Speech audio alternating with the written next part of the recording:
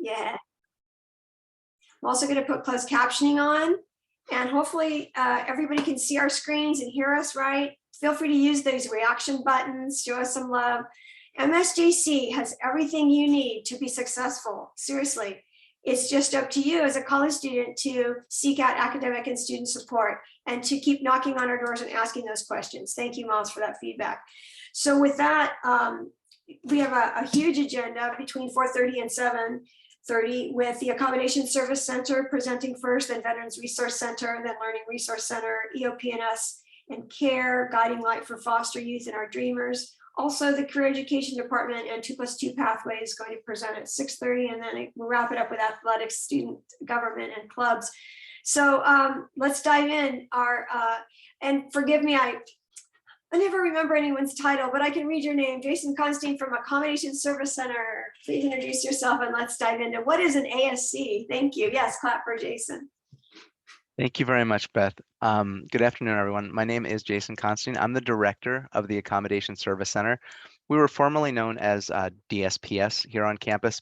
Many of the colleges still go by that moniker, but we changed our name about 2 years ago to the Accommodation Service Center.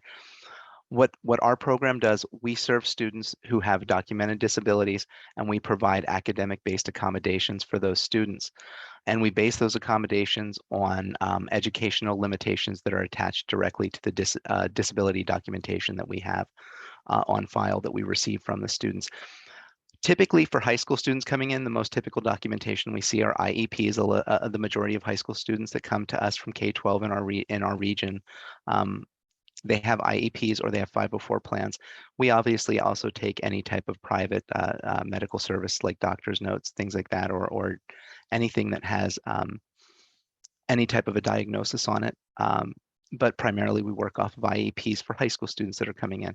So what I'm going to do is just to delve into our program a little bit more and just start sharing the screen here because we have a presentation that we do for outreach.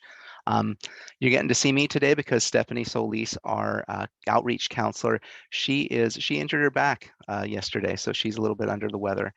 We were going to tag team it, but I'm going to do my best here to do this today. And let me share here. Hopefully everybody can see that. And again, I'll just go through here. I'll read a little bit off the slides, but I'll just kind of fill in the blanks. Again, we're the Accommodation Service Center here at Mount San Jacinto College, and we have offices on the Menifee Valley campus currently and the San Jacinto campus. We will have an office, hopefully come August, an active office on the Temecula Valley campus as well. We have office space up there, and we do have our testing center set up there, but we still have yet to have the computers deployed for our student use computers and for our staff computers. We're hopefully going to get that done during the summer. What role do we play in academic success? As I mentioned earlier, we provide in-class accommodations for students that have a verified or documented disability. And what does that mean? Again, we look at the documentation. We see the documentation, and then what we do is, based upon the intake evaluation that you would have with one of our counseling faculty, we create what's called an academic accommodation plan. That's where we provide access to academic accommodations that hopefully, basically what it does is, our main goal is to create equal access to education on this campus for students who have disabilities. You can see here, these are, when we see this, this is not an exhaustive list. Any of the lists that you see on our presentations, they're not exhaustive lists. Disability verification types of documentation. Like I spoke earlier, the IEP, along with a psychological evaluation, typically those things go hand in hand, especially for students who might have learning-based disabilities. That's what we see most frequently, especially from high school students that are coming to MSJC and linking up with our ASC program. 504 plan as well. Medical documentations, anything, a doctor's letter that has a diagnosis on it. And when it says ASC verification, if you're coming to our program and you know that you have a disability but you don't have any form or anything to take to your doctor, we can provide you with that as well. During the time of intake, we can certainly send that virtually to you.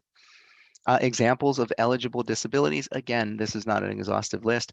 Physical-based disabilities, which fall under the category of mobility, blind or low vision, deaf, hard of hearing, which for deaf, hard of hearing students, we provide a American Sign Language interpreter in your class if you're deaf, or we can provide assistive technology, which are Williams sound systems that amplify for those students. And we have a ASL coordinator on our staff, and she coordinates interpreting services. ADHD, which is attention deficit hyperactivity disorder. Autism spectrum, which is fairly new to have its own category. When I say category, we're state-funded program.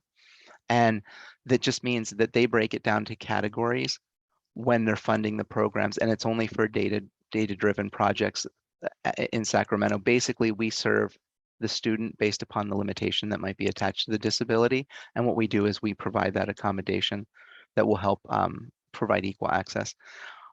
Brain injury or traumatic brain injuries, we see that with some of our veteran students that we're seeing right now, but we also serve learning-based disabilities. I would say that at current time, that's probably the disability where it has the majority of the students. When I say majority, a slight majority, fall under the learning disability category. I myself fall into that category 30 years ago when I was going to college. I received services at San Diego State through their disability services office. I have dyslexia myself and dyscalculia, which is dyslexia with math. And so I benefited greatly from these programs, and you're going to hear that a little bit later in our presentation. It's just how important, if you do qualify for these services, please use them and take advantage of it, because the academic accommodations, we do see, we have data that shows that students can improve from a half grade to a full letter grade in classes by using the accommodations we have available. And if you have those available, just like any of the wonderful programs that are going to follow us, please take advantage of all the wonderful programs that you'd qualify for. When it says mental health, that is the largest growing category in the state and across the country.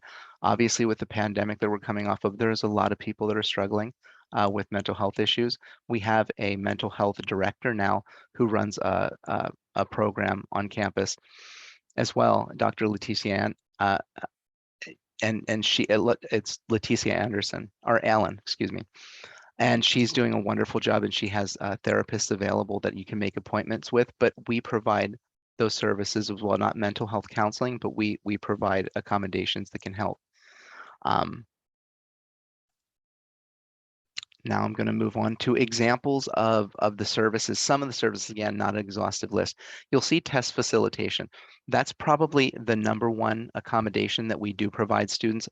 Test facilitation, we typically can approve based upon the documentation. Again, extra time, which could extend to time and a half or double time. It means that you get extended time when you're taking tests, quizzes, or time writings in your class. Just an example, very easy math to do because I struggle with math. If your classmates are taking an exam in a history class and they get 1 hour to do the test, if you have time and a half, you would get 90 minutes. You'd get an hour and a half. If you had double time, you get double their time. You get 2 hours to complete the exam.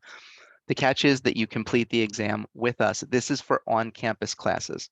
You would come to one of our offices and you would take the test in our office in a semi-private testing area where we can provide distraction-reduced testing and give you the extra time.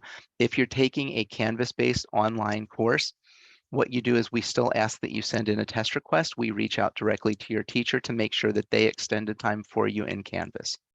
Again, that's the most popular. When I say popular, it's the most widely used accommodation that we have. Note-taking assistance. For your on-campus classes, again, what it is, it's a volunteer note-taking system, which you qualify for that. You'll do a request for service, which I'll get into a little bit later. A request for service is basically you go through your guided self-service here at MSJC, fill out a request for service, you send that out. It will email your instructors. It gives them your name, your student ID number, and it lets them know the accommodations that you've been approved for. So it helps put everybody on the same page, and it legally notifies them that you have accommodations and they need to assist you with those, okay? And what that means for the note-taking assistance, they make a confidential announcement, or if it's an online class, send out a confidential email asking for volunteers to see if anybody can take notes and share notes with you in class. If that doesn't pan out, then you come back directly to us and then we can try to provide some technology that would help with that. You'll see adaptive media listed or alternative media. We have an adaptive media specialist on our staff as well.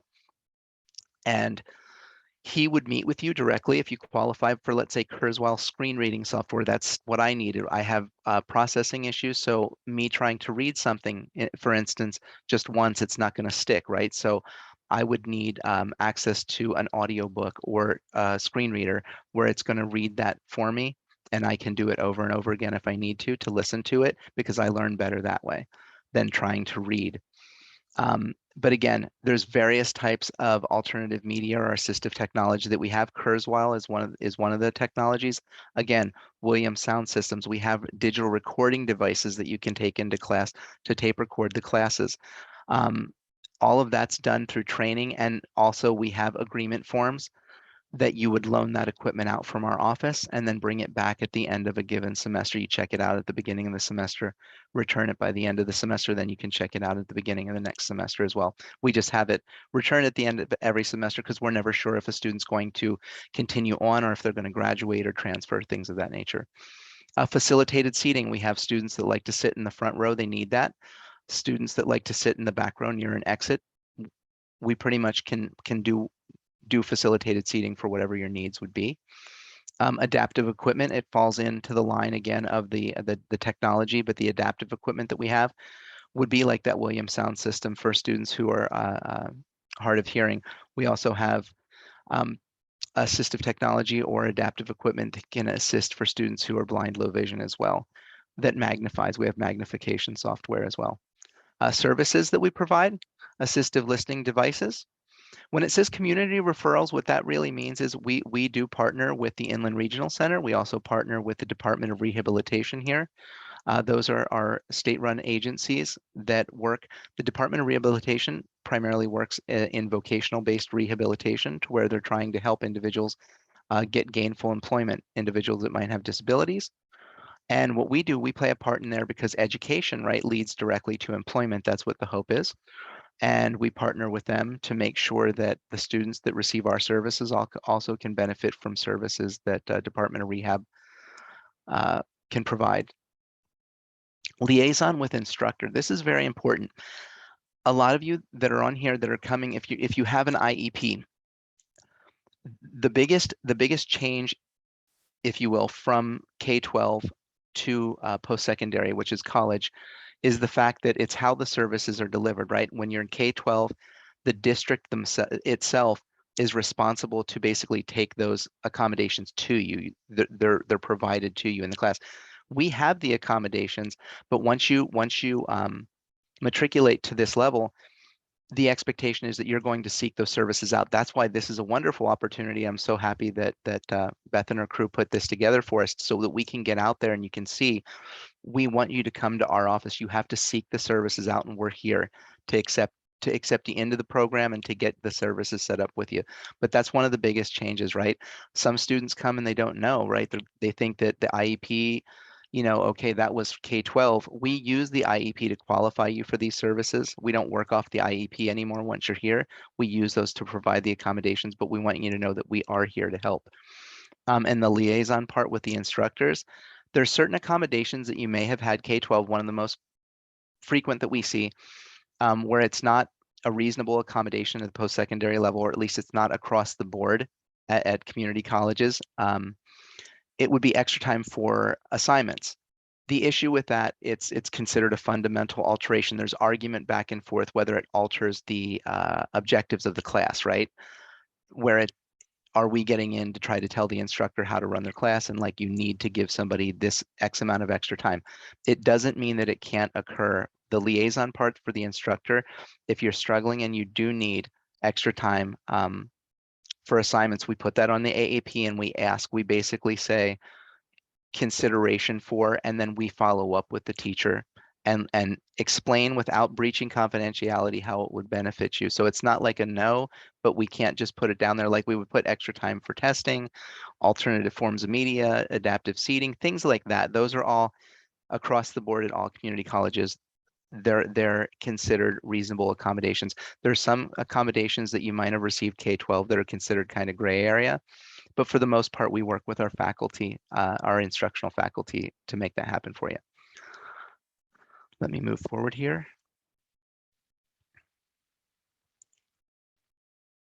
And we take, and when I say we, I think that if you hear from counseling later on too, I think we're all trying to take that holistic approach. A lot of the programs, we look at the individual, right?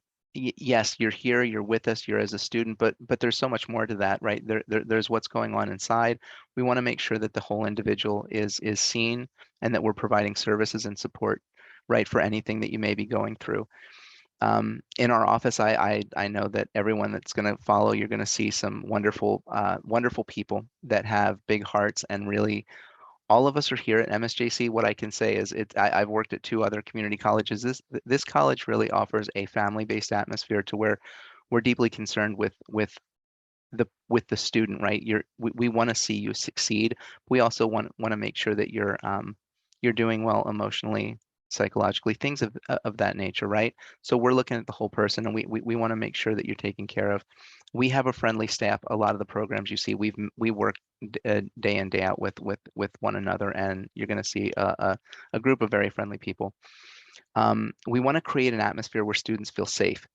We want you to feel safe to come to us and to open up to us about any struggles that you may be having. Like, obviously academically, yes, but any struggles that might be impairing academic progress as well.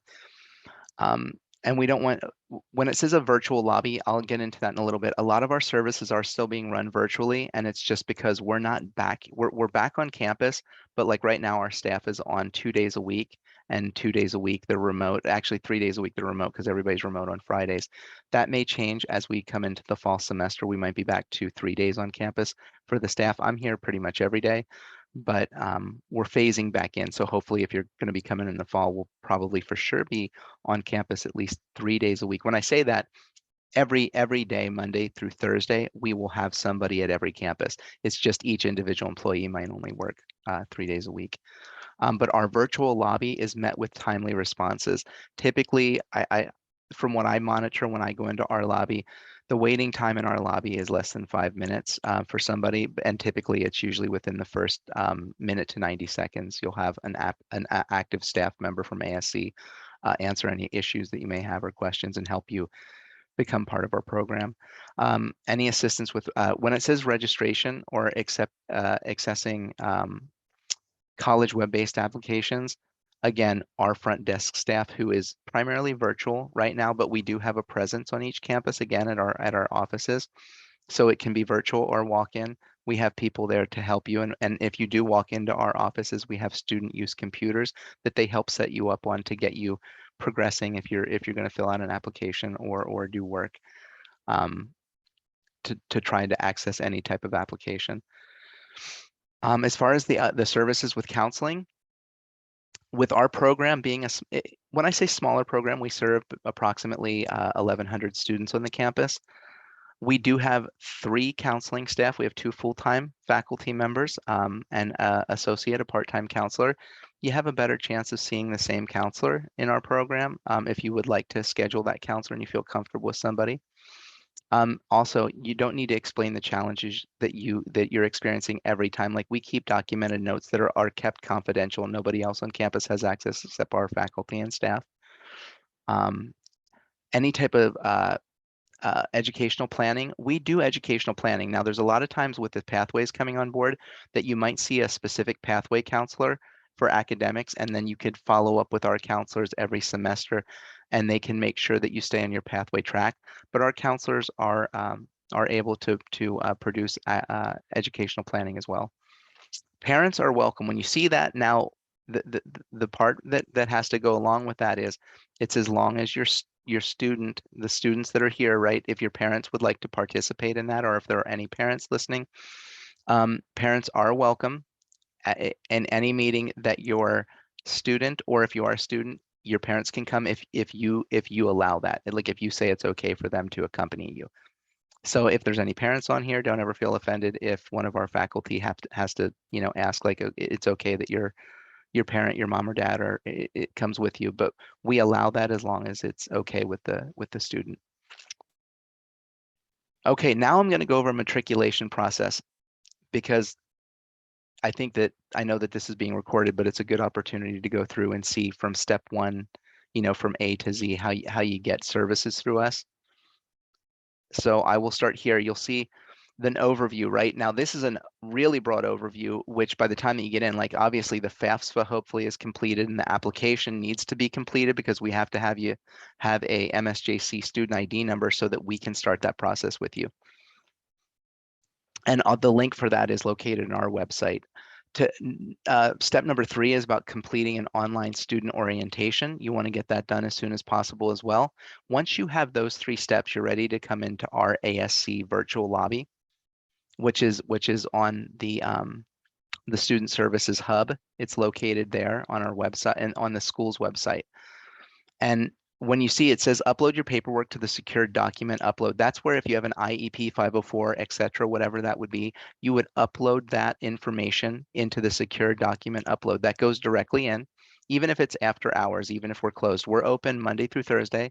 Our office is open from 8 in the morning until 4:30 in the afternoon. Fridays, we're only open from 8 in the morning until noon. It's a 4-hour day. But on the virtual lobby, we usually tend to end 4:30 in the virtual lobby on Monday through Thursday, and we end at 11:30 on Fridays, just so that our staff can process paperwork and process what they need and upload what they need to do. Where it says inquiring about availability to meet with a counselor and set up your accommodations, that's all going to be done in the virtual lobby. The first thing you want to do is upload that documentation. Then what it does, it tells you to go into our virtual lobby where you speak to a live staff member. That staff member can send you links where you would do an application for our program. Once we have the documentation and our ASC application, then we can send you a link. Most of our counseling appointments are done via Cranium Cafe virtual, and you're sent a link to meet up with a counselor. If you have the need to come on campus and meet with a counselor, we have that available as well.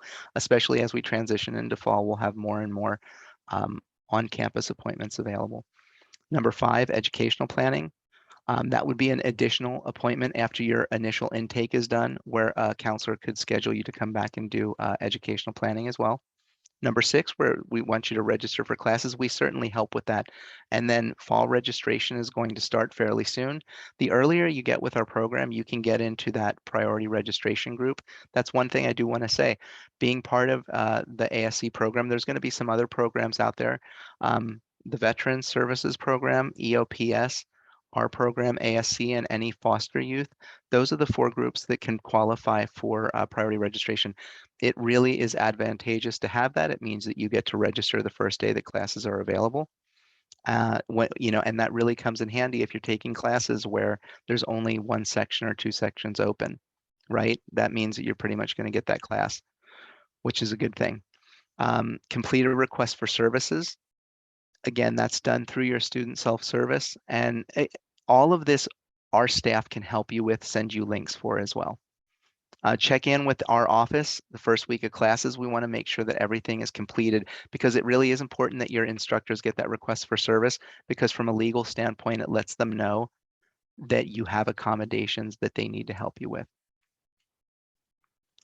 Right here, uploading documents. Again, I know that this is going to be recorded, so it's just going to have a little bit of redundancy, and I know that I'm getting towards the end of my time, and I want to make sure that I'm very respectful of that.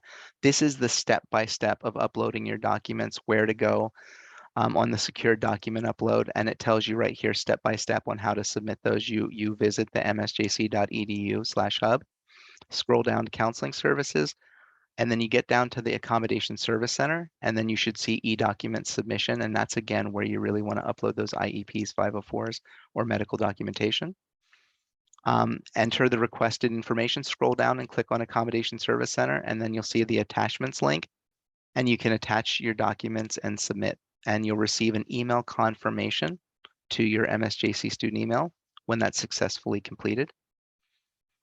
Entering our virtual lobby, again, you want to follow the direct links that are listed here by visiting the website and getting into that student services support hub.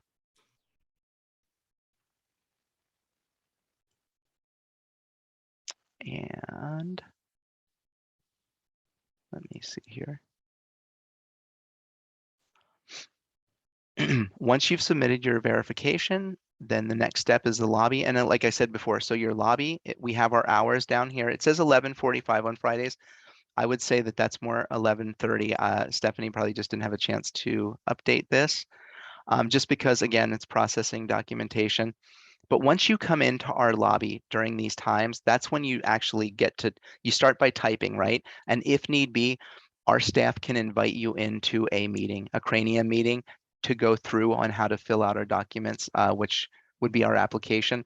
And then from there, they send you a direct link for your intake.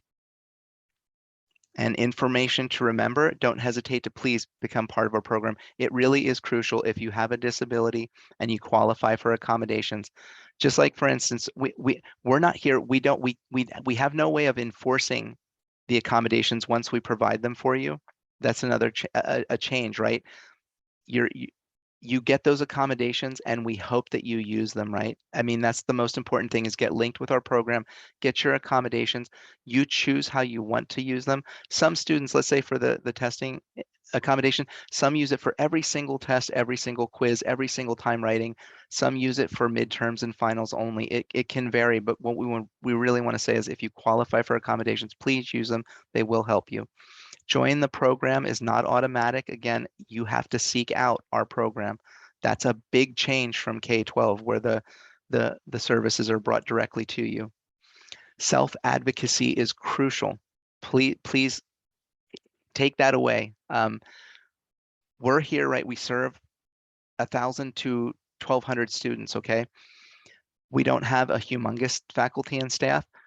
If I see you walking around the campus and I say, hey, how's everything going? And you tell me it's fine and it's really not, I'm never going to know, right? You need to reach out to us if things are not okay. You have to advocate for yourself. If you're struggling in a class, if you're having any issues with an instructor, we're never going to know unless you tell us. So you have to feel comfortable with our faculty and our staff and come tell us if things are challenging, right? We're here to help and support you, but we're never going to know how or when unless you let us know. And again, please check your email, and you see how many exclamation points Stephanie put behind that. Please check your email. That's how we communicate. That's how the college communicates with you, through your student email. And if you need help registering for anything in college, please come to our office and we will help walk you through that. And again, self-advocacy. Help us help you. Thank you so much for your time. I appreciate it. And I will stop sharing. No worries. Clap for Mr. Constine. Thank you so much, Director of Accommodation Service Center. I hope you learned something new, that was helpful. Again, we're going to post this to YouTube, but feel free as you're watching this to screenshot any of the screens to get the websites or take a picture with your device. And with that, so that we stay on agenda, thank you, Jason. You can hang around or head out. It's up to you.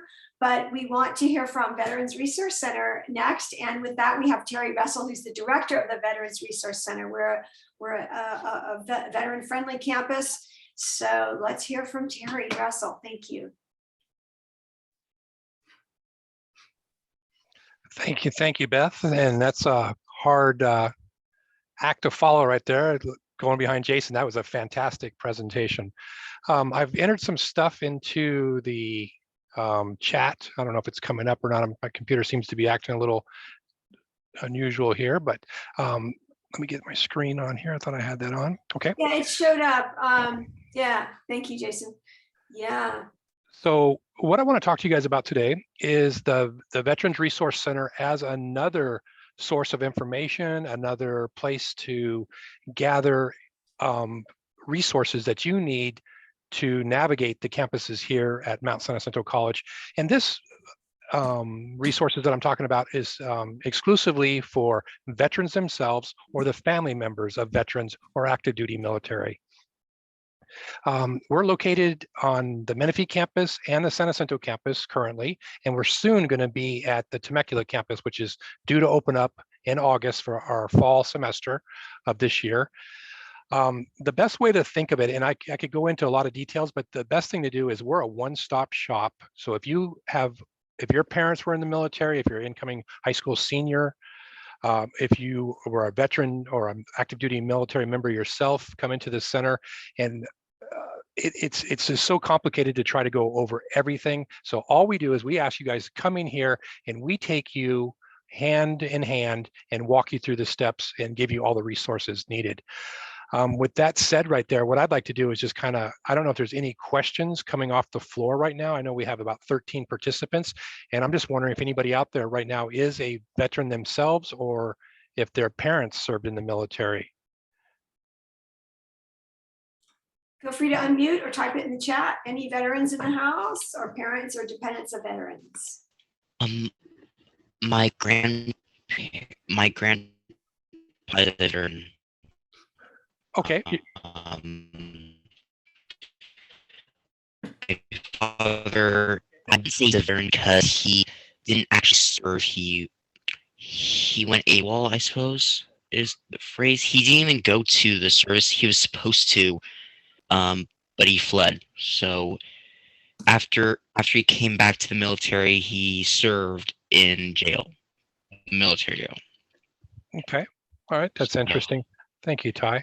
Yeah, that's so that's one of the things, that's a unique situation right there. And I'm so glad you shared that with me, because that's one of the situations right there. It is so hard to diagnose and to tell you what benefits you may or may not qualify for. So what we do is we have access to the VA. So it'd be better if you came right into our center and we would sit down with you and help you fill out an application to see what type of benefits you qualify for, if any, and then we could go from there. Right now, that's probably going to even just round out my presentation right there, because what we need to do is we need you to come into the center, because it is just too complicated to try to do with a slide presentation and try to direct you of where to go. It's something that you have to be led through. And to that point right there, we have 8 student workers that work here. And the neat thing about these student workers is they're veterans themselves. So they've served in the military for 4 years or more. And they're very familiar with all the hurdles and barriers that are out there. So they help you apply for the many, many benefits that are available to you. And they lead you through the steps. And then we wait for the replies to come back. And then we initiate them here at the college and get everything set up and going for you. So at this time, if there's no other questions, I'm going to go ahead and turn it over to the next presenter. Okay, so the Veterans Resource Center is there to complete forms that you need to sort of take advantage of your GI Bill, right? Or to maybe your parents want to pass down the GI Bill to you as a student. There's support there. There's your people are there, right? Your veterans there that are also veterans trying to acclimate back to being a civilian life and college life, right? So there's a lot of challenges for all populations of students, and just know that Terry Russell and his crew are there to help. There are also little on-campus jobs that you can take advantage of, and that could include working in the VRC or in the library, or am I right? Or with in the labs, and so look and for those kinds of on-campus jobs, and do your FAFSA because they may be part of your financial aid packet. Okay, so thanks Terry Russell for coming. We'll clap for him. Yay! Our next presenter probably isn't slated to start until about 5:30, but I will talk a little bit in brief about the Learning Resource Center, unless I do see a question from Jillian about, or a comment from Jillian really publicly in the chat regarding Accommodation Service Center, that you will likely need the services. So you want to make sure that you have an intake appointment with Jason's crew, and you saw the website or where to do that, and some of those links are in the chat prior to registering. And just so that you can get that intake appointment done, and so we can show you how to request your accommodations, because the student still has to log into self-planning and request those. And then also too, so that you get early registration. And if you miss it this semester, you'll certainly get early registration next semester. The state mandates that veterans register first. Students with disabilities, whether it's a learning or physical disability, or foster youth, and some other populations get to register first. When it comes to registration, we all register the month before the semester starts, but who registers very first are those populations. So connect with our Accommodation Service Center and know that every semester you continue, you get an earlier date and time to register for classes. And then your other question about financial aid, typically you need to be a full-time student to qualify for financial aid, but not straight across the board. I put it in the chat how you can follow up with financial aid, but the Promise program is a tuition reimbursement program, and the Promise grant is a fee waiver. I can't take time today to talk about financial aid. We did that session yesterday, but you can look at the recorded version of it, which we will post on YouTube in about 2 weeks. Okay, so look for that on the MSJC's YouTube channel. And I have all your emails, and I'll make sure that you get a copy of that. Does that help, Jillian? But definitely there's money for college, and there's even emergency funding Yeah, for that college. definitely helps out. Thank you. Good, yeah. Once you register for classes, man, you can even request emergency funding. You can buy a laptop, and in the meantime, borrow our books from the library, borrow laptops. We'll loan you technology for your classes, right? We'll loan you a laptop, or don't be afraid to take a photography class because you don't have a camera. We'll even loan you a camera. All right. Any other questions about Accommodation Service Center or veterans while we still have them on the line? And our guest speakers for our LRC are here early, so we can dive into that. But let me first see if you have questions for those last two groups. Okay, I'll zip it, type them in the chat or unmute. All right. There is one quick question about the promised grant. Does it cover books? Yeah, I'm excited for you. Thank you, Julian. The promised grant is a fee waiver. So when it's a tuition fee waiver, so it covers tuition only. And there is money for books. So we have book vouchers, and you're going to hear from EOPS shortly. That comes to mind, but there's other grants and programs for books. Our own foundation has a scholarship for books. So keep asking about book vouchers, keep it on the website. You may get an email from us, or it might be posted in your Canvas shelf where you take classes about money for books, right? And some of our presenters today will ask again. The name of the waiver is called the MSJC Promise, okay? And I just like to then follow it up with that's a fee waiver. So when you register for classes, you'll get a account summary, and if it's zero balance for tuition, you'll be charged, you know, if we're charging parking, you'll see that, and you'll see the health center fee and the RTA bus pass fee, which is only $6. And there's some other fees that you can, I think, participate in with student government things. But that $46 per unit fee could be waived if you do your FAFSA. So do your FAFSA. We used to call it, Kayla, the Board of Governor fee waiver. It's now called the MSJC Promise Grant. I put the link to that, and you can read all about it. I put the link to that in the chat. So I don't mean to sort of turn this into a financial aid, but please, if you have questions about anything, fling them to me, because we have some time now with veterans, just taking a short amount of time. And Jason went through it really fast, so I hope you were listening fast. I got a lot from it. Did you have any more questions for either Terry Russell from Veterans or Jason from Accommodation Service Center? Oh, the other thing too is you will know before you register for classes whether you have to pay out of pocket, right? If you got the MSJC Promise Grant, because we tell you, we post it to your self-planning account. So make sure you're plugged in, you've activated that account. You have to activate that account before you see a counselor anyway. So check it before you actually register for classes so you can plan, right? Maybe that's your plan. You know that you can only afford a couple classes.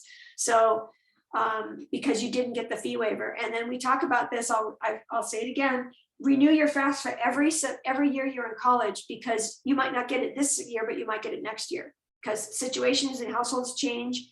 Plus you want to be offered scholarships, and they look for a history of having done your FAFSA for some of the scholarship eligibilities, and you want to be offered loans at the more expensive universities. So do your FAFSA, see how it all lays out, and then you can ask the question if nothing's posted at your self-planning portal before you register for classes, which by the way will be in July. What is the status of my FAFSA? And you'll do that at the Student Support Hub. I'll put that in the chat again.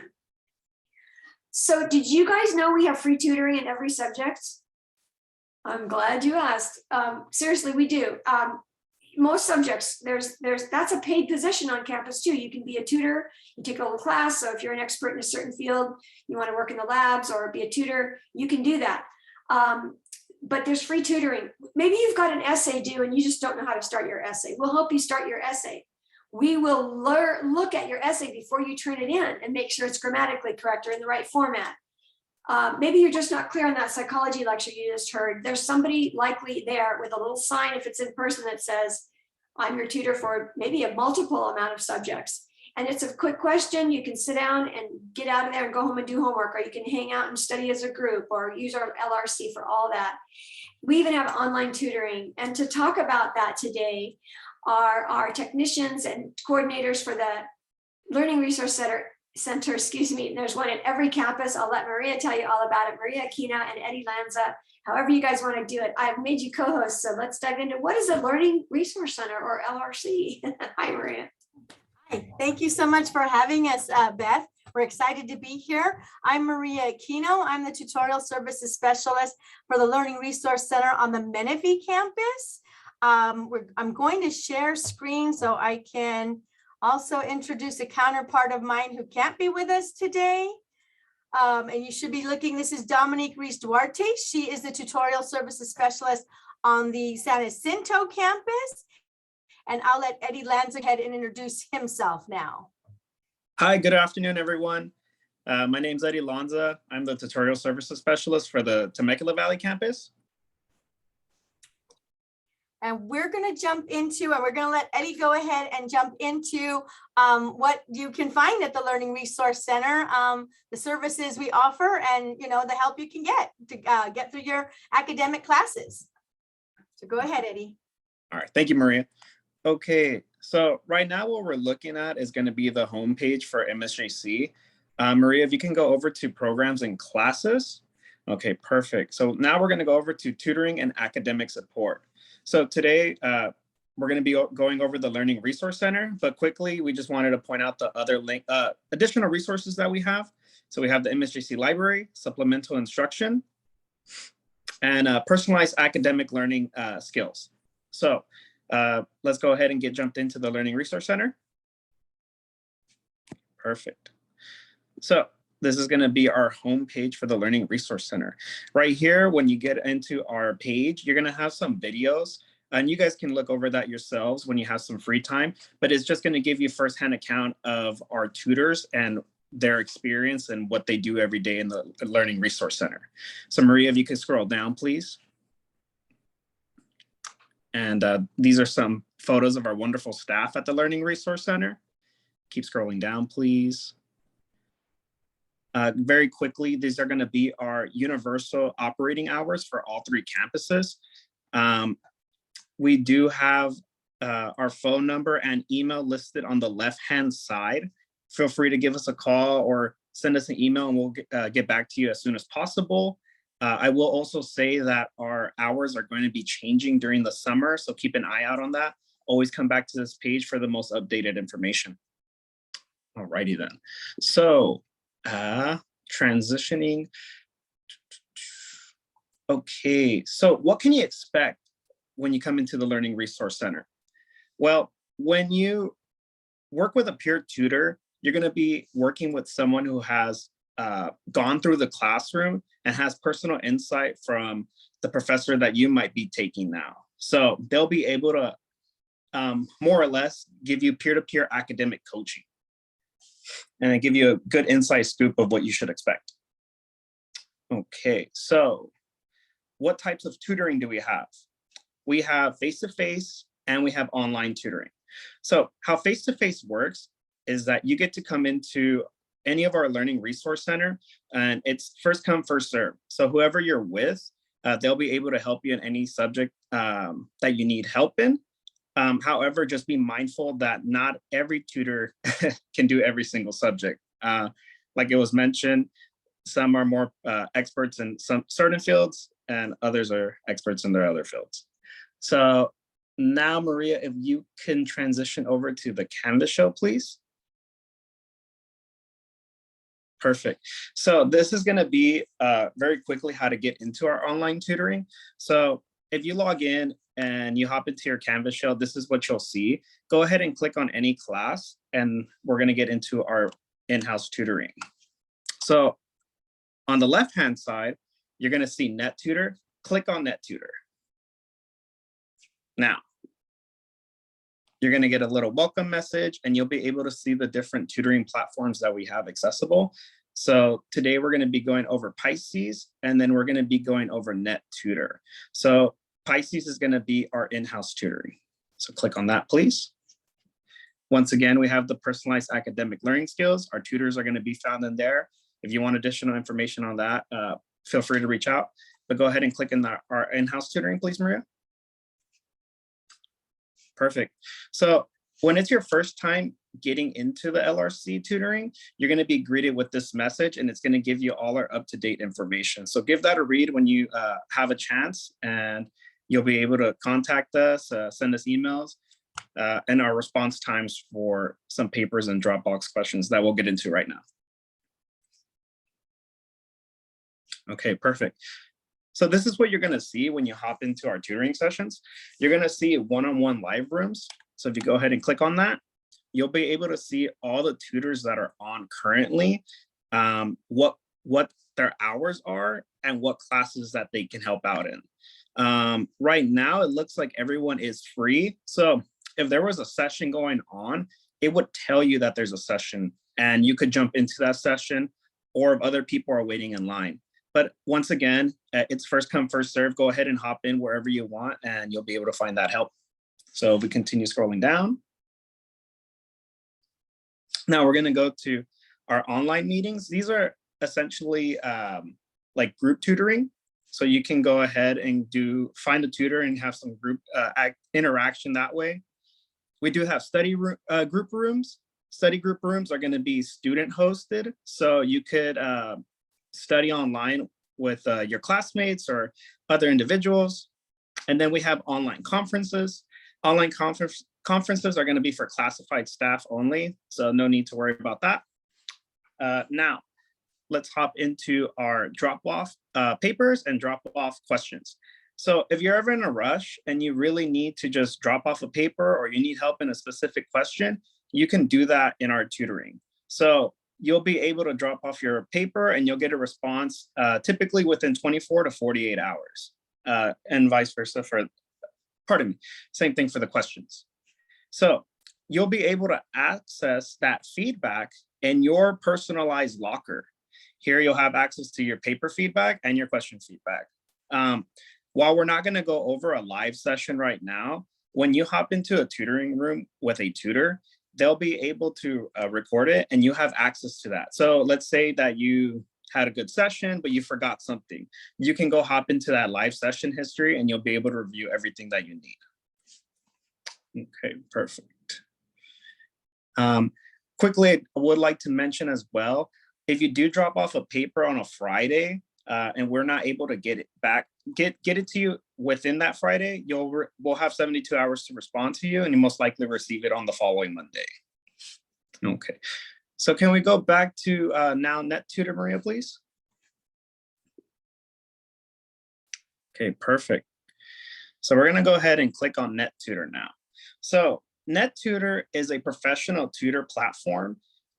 Everyone here is going to have a BA or a master's or above. It is a 24/7 service. However, that's only for math and writing. Some of these subjects are going to have Dropbox for papers and some for questions. Typically, the sciences are not going to have a paper, or we're just going to hop into this English and literature paper Dropbox. Okay, so it's very similar to our in-house, and we are able to see when these professional tutors are working. So we have the drop-in tutoring hours on the right-hand side. Be mindful that these are going to be Pacific Standard Time. So whenever these hours are operating, you're able to just hop into any session with any tutor and just get that help that you're looking for. And I think that's about it for me. There's a question in the chat, Eddie, of course. regarding online tutoring. Can you type in the search? Can you type in and search the classes you need help with and have it show you the next available time someone can assist you? Okay, so if you're looking for a specific class or subject, you actually can find that in our in-house. I'm not sure if it's regarding our in-house tutoring, but in our in-house schedule is going to be on our website, and you can look for that specific class and you'll be able to find that.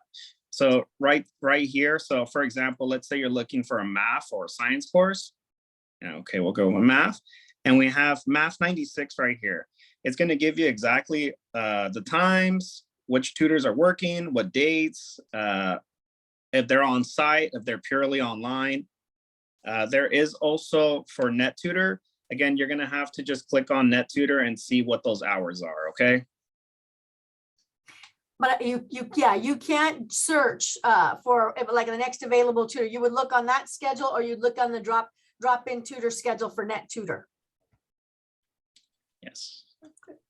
All righty, well, I think that's it for me, Maria.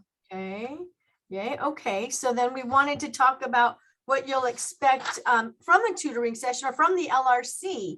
And so we're hoping that you will enjoy a positive learning relationship with either another, like a student who comes in you come in to study with another student, or you're going to come in for tutoring with a tutor, maybe even your interaction with staff.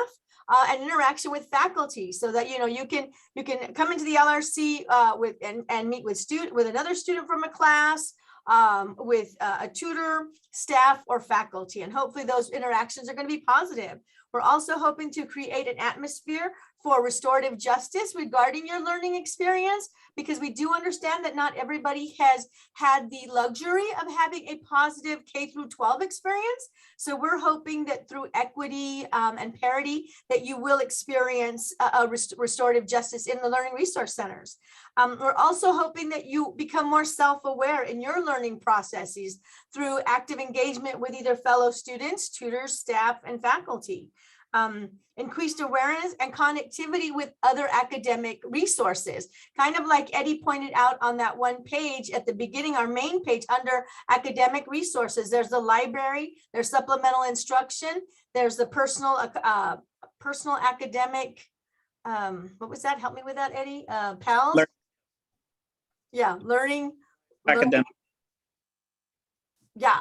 Anyway, so we will, hopefully the tutors will remind you of all those other services, or if you come to the front desk, they'll answer any questions. So we do hope that, we'll connect you with other academic resources that will help support your learning. Okay, we also have, if we look back at our main webpage or at our webpage, on any of our webpage, all of our links are available. And we have math and writing center handouts that you can get.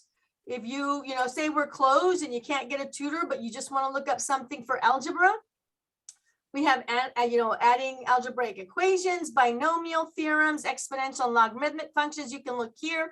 The tutors can help you navigate these pages too. Again, we have lots of writing center handouts, how to develop an essay, thesis statement, thesis machines, how to write a conclusion. And all of those are even there, even if you're not a student at MSJC, or maybe you're not taking a summer class, but you want to brush up on introductions because you want to get ready for your English 101, or just something you want to remind yourself of. All of that's there. And one thing that we added this semester, which we are really excited about, was our Writing Center workshop recordings. So we had a whole bunch, we had some great success with our Writing Center workshops, and our Writing Center coordinators were able to record the workshops this semester and put them online. So you can actually go back and watch a workshop and see, how it can help you. Writing, reading and metacognition, annotated bibliographies, integrating source material. So we're really excited about this web page that we have. MLA, APA, we all need to brush up on this all the time. So if you need it, it's there. On our webpage. I do want to take a minute and let Ted Blake introduce himself since he just joined us. Ted, you want to say a few words? Definitely. Hello, everyone. I'm Ted Blake. I'm the faculty coordinator for the Menifee Valley campus, and I'm there a lot. I try to be there every day. So when you come in, we're always there to help you. We really feel like what we do creates a sense of belonging for you and support. Like you feel like you have somewhere to go for almost anything. And we have such educated staff and tutors in there. Really, we can answer almost every question you have, even if it's not about the class, and we'll direct you to who can answer it. So welcome. Thank you for being here. I apologize for being late. Okay, and so then we also want to remind you guys, just like Eddie was saying, we have some wonderful front desk staff. We have Connie Hill is in this picture here with our contact information for phone calls if you need to call or email us, or just we're hoping to see you in person. So if you come on in, we have front desk staff at all 3 campuses ready and wanting to help answer any of your questions and point you in the right direction. Okay. So we want to look at online information from our webpage. We did look at it a little bit. We've got our tutor schedules that are online. We are going to be moving to a new format this coming semester. Right now, they're based on the old IGETC formats where you had the humanities, languages, career education, where actually the college is following the career, the pathways. So our icons are going to change, but you'll be able to find your arts and communications classes under, this icon, and your business and technology and entrepreneurship classes. They will, and again, just like Eddie said, we took a look at the math schedule a minute ago. Here are the humanities that will move under whichever pathway they belong to. But here's the anthropology for physical anthropology 101. Who's the tutor that tutors that subject, what days of the week, the times they start and end, and where they're located. Okay. If you have any questions about our online schedule, again, just call the front desk, or even ask our tutors, because they all know about our online schedules and they can explain to you anything that you're looking at. Okay. But that's huge when you're trying to plan your day to come and see a tutor, either jump online or come face to face to see a tutor on one of the campuses. Another thing that we have for our MSJC students, we hope to hear from some of you guys, is how to become a peer tutor, an employment opportunity. So our peer tutoring program is staffed by peer tutors, by students like yourselves. After you do at least 1 semester and complete 6 units, then you're eligible to apply to become a peer tutor. And we, whenever Eddie and I, Dominique, Ted, or Evelyn speak to an incoming student or somebody who's interested in the job, and we talk about, why do you want to become a peer tutor? And to me, I say it's a win-win situation. This is a job that's on campus. So if you're taking classes at Menifee and say you get into class at 10 o'clock and you get out of class at 12, well, then you go straight to your job in the LRC at 12:30 and you're working on campus. You're not wasting any travel time. You're saving on gas. And we work with your schedule. Because your student status is most important to us, we work around your class schedule to make the schedule for your working hours in the LRC. We want to say, because it's an on-campus job, we work with your class schedule. Like I said, it's a one-stop shop. You're doing your classes and you're getting a job. The experience. Our program is CRLA certified. So you actually, after you go through the training, the initial training, you actually get a certificate as a tutor that you can take with you to any other tutoring program or to your 4-year institution. I was just talking to one of our tutors today who's going to Cal State San Marcos, and I was reminded we attended a conference where a Cal State San Marcos student or employee stood up, and they said that they love getting tutors from Mount San Jacinto College. So I did point our current tutor who's transferring to San Marcos to see about getting a tutoring job over at Cal State San Marcos. So because that certification, it's an international certified program. So it's really a great experience. We give you a real world knowledge on jobs. It's a little bit of a process to where you fill out our application. You also fill out a human resources application. You go through an interview process. There's training, there's professional development. So the experience that you get is very, very real world to take with you to any other job that you might be applying for in the future. And so it looks great on your transfer applications that you were a peer tutor at any institution, or a resume. Again, you can upload your certificate when they ask, when you're applying for jobs. There's always that extra section where it says any certificates or any additional degrees, upload here. So this would definitely be a certificate that you could use that way to show that you've had additional training in this academic field. We want to say there's great team building and collaboration experiences. So And yeah, that's really all on the job. It's just a great, I want to say, nice resume builder. That's right. But the web pages here, you can take a look at it, now, or once you finish your first semester. We have the link to our student application here and to faculty recommendations. This web page does tell you everything about how to become a peer tutor, but we also have our contact information for myself, for Dominique, and then for Eddie and Ted Blake and Evelyn Menz are on here. So you can give us a call and we can answer any questions that you might have about becoming, even if it's like your first semester, you might just call, get a jump on it to see what do I do once I finish my first semester to become a peer tutor. And I think we covered that with, that was wanting to make sure that you guys saw everything on our web pages. Please check out, we have several friendly videos that actually our peer tutors help us make. So please, jump on our web pages and check them out. I want to say, Eddie, did we have any questions other than that one for online tutoring? Eddie, is there anything that you could think of to add? I will say, maybe we could mention about our mentor program. Yeah. Okay, so we do have a mentor program for some of our veteran tutors. Typically, they have a lot of insight, and they share a lot of their thought process of being a student and share that with us when we go into our trainings. So they are very hands-on with what we do. And for example, in our meeting, we did the ACLA presentations? Yes, exactly what I was going to right now. We were at ACLA this year for a presentation in which our tutor mentors had a roundtable. They talked about our Discord. They talked about their experience. Our Discord is a platform that we use to actually communicate with, and it's very interactive. And that platform was actually created by our tutor, one of our tutor mentors. His name is Kevin Grending. He's going to be transferring to UCSD. And he got awarded with a level 3 certification, and he got awarded with the Eagle Award for MSJC. So there is a very big commitment to being a mentor, but it's very rewarding. We do ask that mentors do tutor for a whole year and then come on board if they want to really are up for that challenge, that task.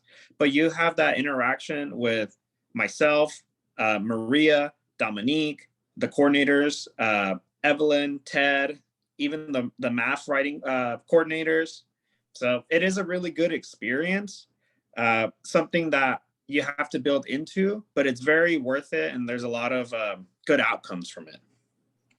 Yeah, I do just want to piggyback on what Eddie was talking about. We do, our tutors, as a peer tutor, you get exposed to maybe being able to do presentations, going to conferences.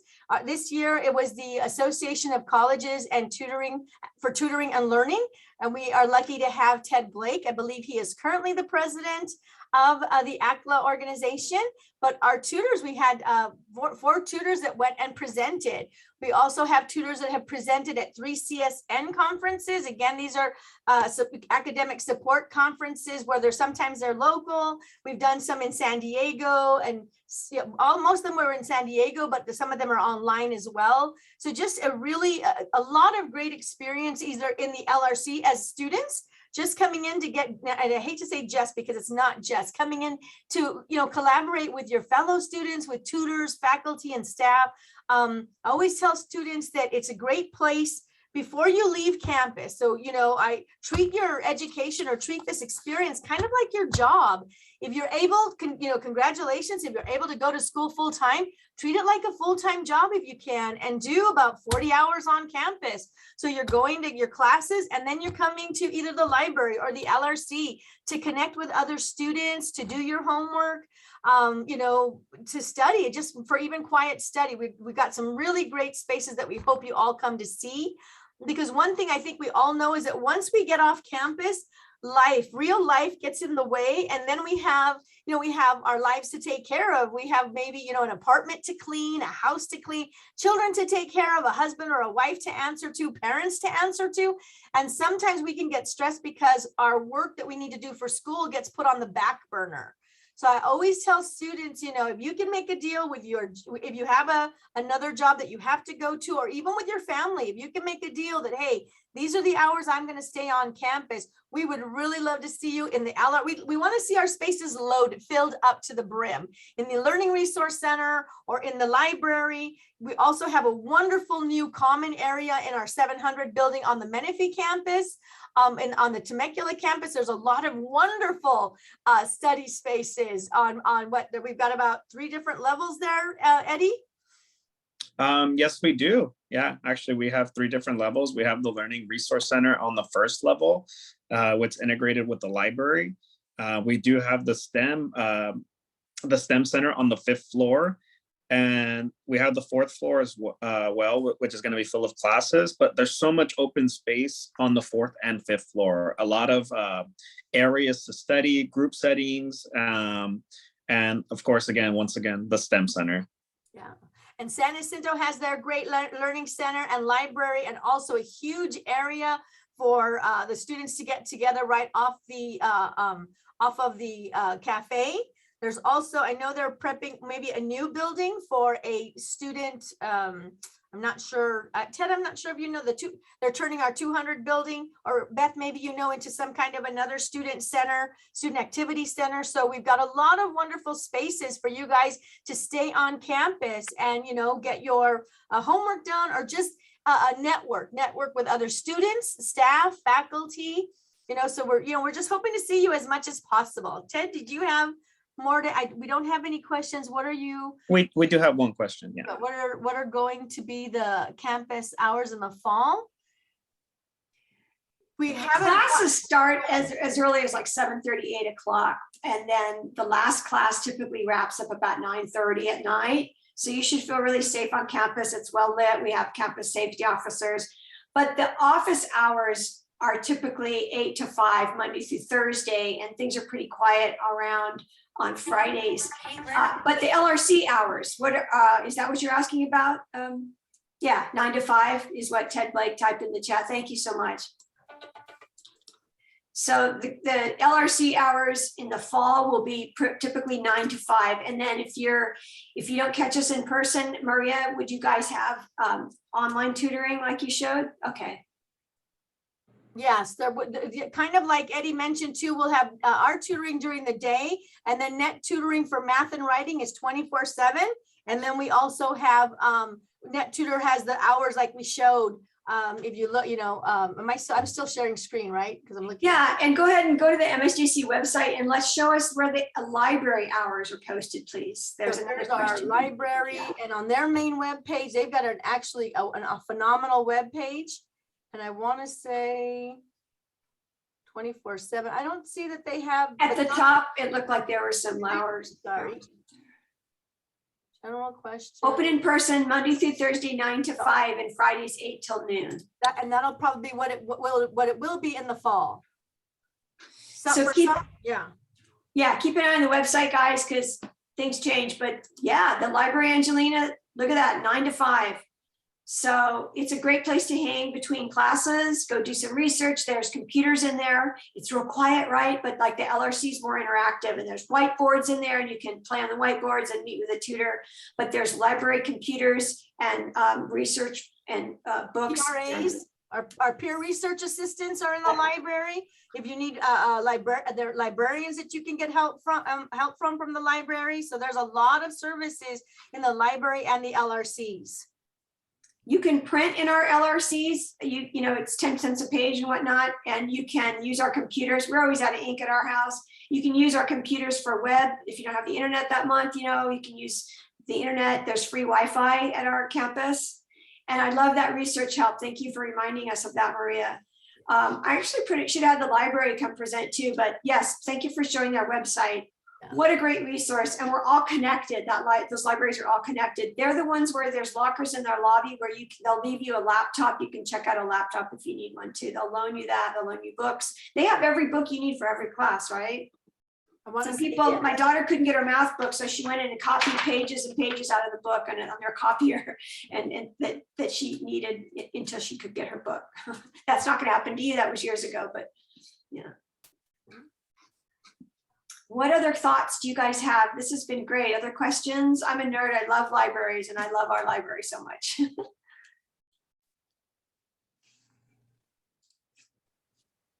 Anything else?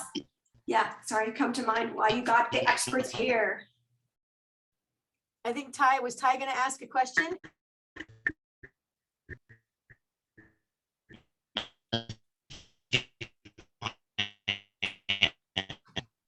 There's a little delay in your audio, Ty. I'm so sorry. So could you type it in the chat?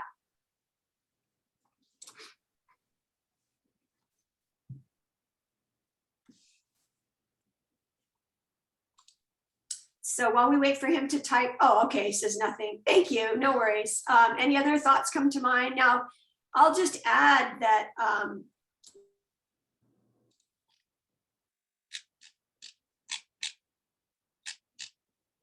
You muted yourself, Beth. I'm talking away. Thank you. I thought I unmuted. Better keep the glasses on. Don't be shy about asking for help in college. We talked about self-advocacy in that first session with, yeah, thanks, Ty, in the Accommodation Service Center. It's very common in college that you go to class and then you go right to the LRC and ask that question while it's fresh on your mind, right? And then like Maria said, you can go home and collapse or do more homework or feel confident that you can do this.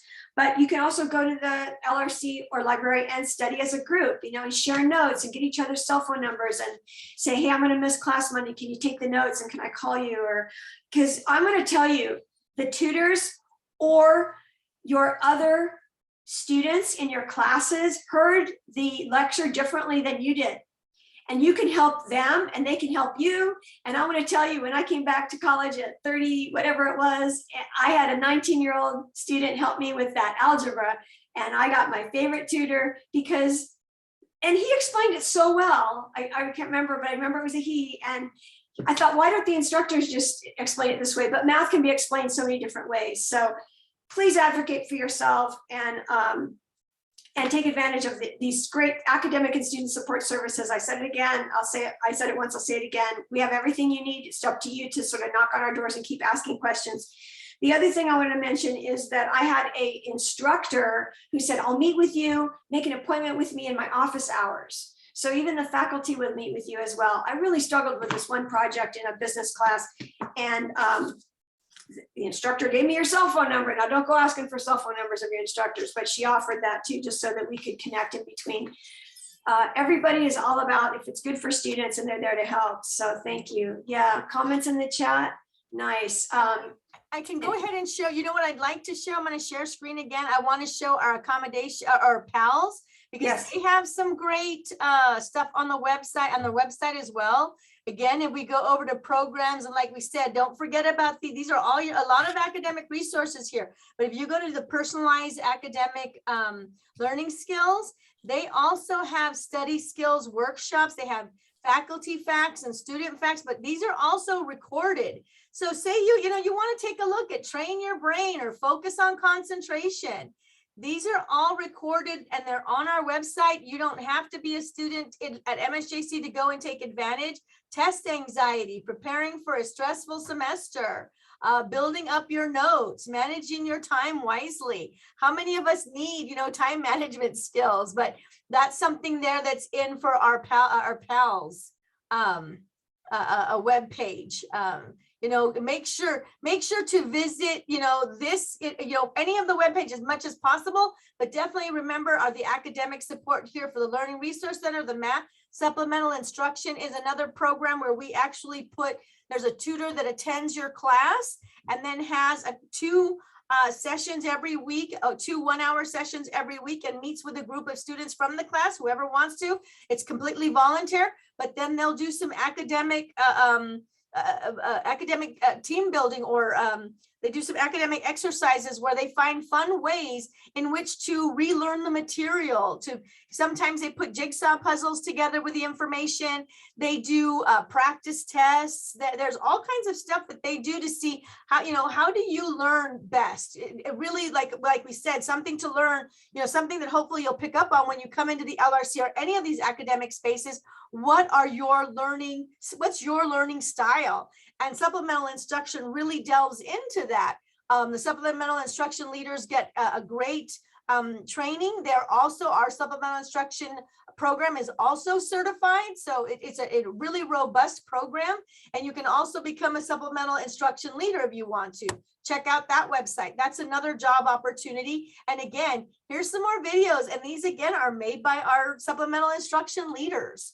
So I really want to say that a lot of our academic support is really driven by your peers with your faculty and staff, paraeducator oversight.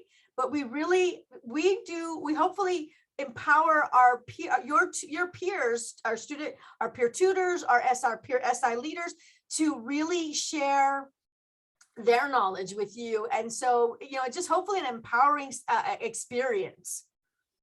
We want to make sure that you guys, take a look at all of the web pages that are in this area, tutoring and academic support. Besides all the programs, there's just a whole lot of stuff for you guys on campus.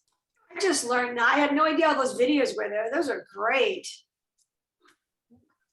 So everybody's got, extra 5-10 minutes to kind of view. It might give you some ideas on how to study. Talking about studying styles or learning styles in college, you can apply those. In high school, they might say, sit down and be quiet. In college, yes, you want to be quiet and be respectful of your instructors, but I was that goofball that can't sit for 3 hours or an hour and a half. I would politely get up and just stand in the back, and it wasn't that I was leaving, it's just that I couldn't sit. I could be more engaged if I was standing. So you can do that in college, I think, and you can kind of, clear that with your instructor. I'm sure they don't mind that. There's wheelchairs for students if they need to have access in the front of the class. I tell everybody, sit in the front, ask lots of questions, again, because we all process things a little differently. So thank you. Any other comments or questions for Ted Blake, Maria Aquino, or Eddie Lanza? They are amazing staff here to support our students. They help me too, and I work for MSJC, so thank you guys for being here. Time management is key.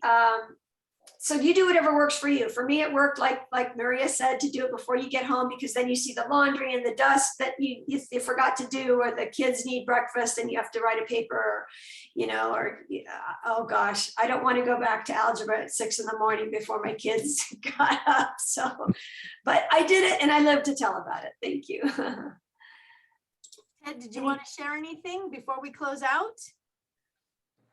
No, just that we'd love to see you. We have lots of layers of support at MSJC, and I think you'll find, you probably got this as a theme, that you're going to get smaller, more personalized classes and education at MSJC for like 1/10 of the price of UC or Cal State, including things like automotive. I was touring our automotive program today at our San Jacinto campus, and they can, it really doesn't make sense to go to a public, like a private place for something like automotive technician or something like that, because we all, when we pay our taxes, we subsidize what MSJC does for you, and that's how we give you free tutoring.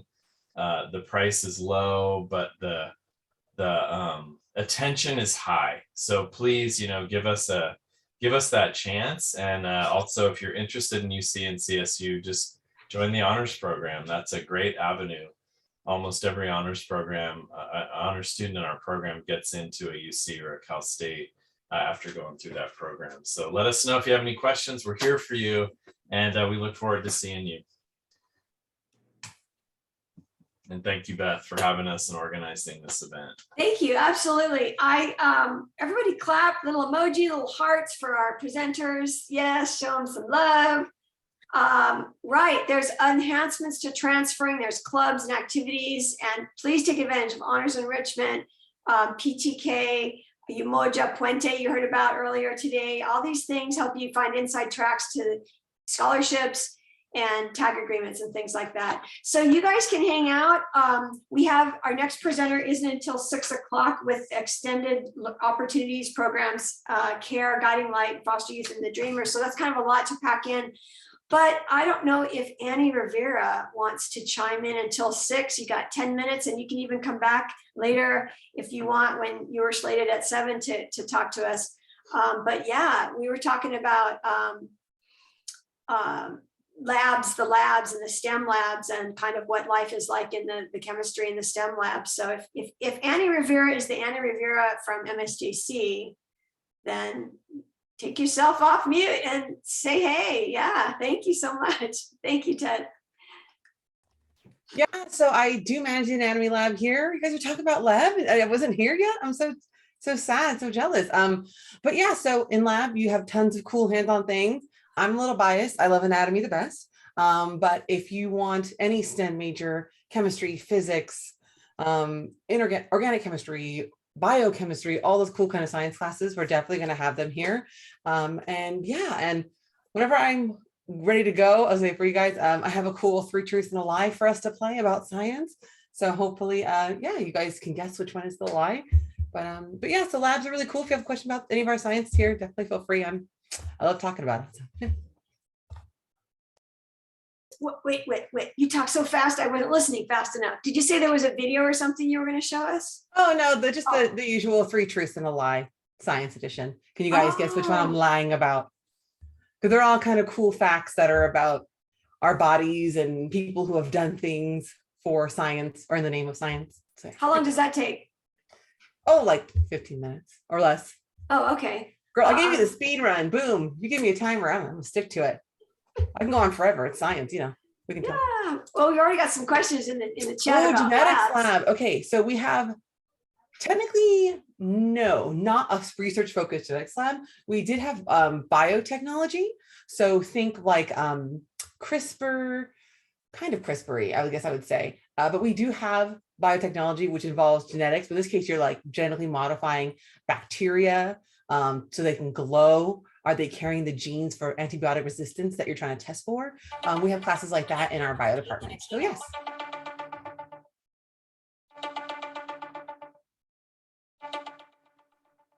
But yeah, take anatomy, we're better. No, I'm just kidding. That's pretty crazy science. Isn't that neat, Miles? That's amazing. Annie's pre-med. She's been with MSJC for a while, right? Her energy is just tremendous, and her love for students is tremendous.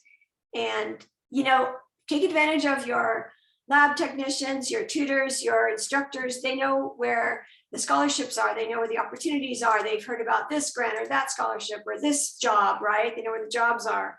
So don't be shy and politely ask, okay, can you tell me about this, or I heard about that, or do you have any info on this or that? So thank you, Annie.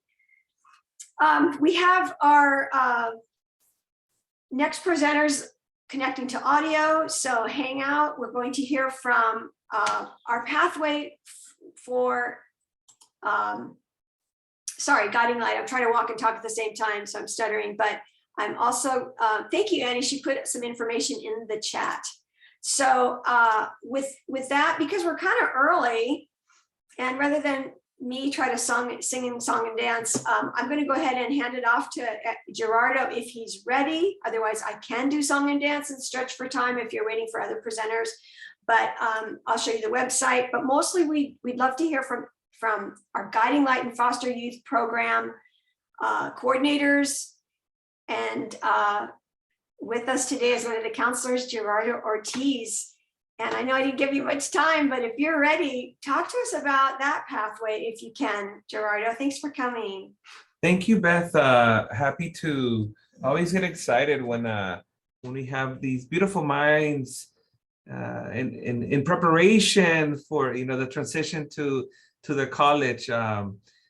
We always ask our students, what's your career choice? And some may say, I want to be a psychologist. I want to be an art therapy or a business major.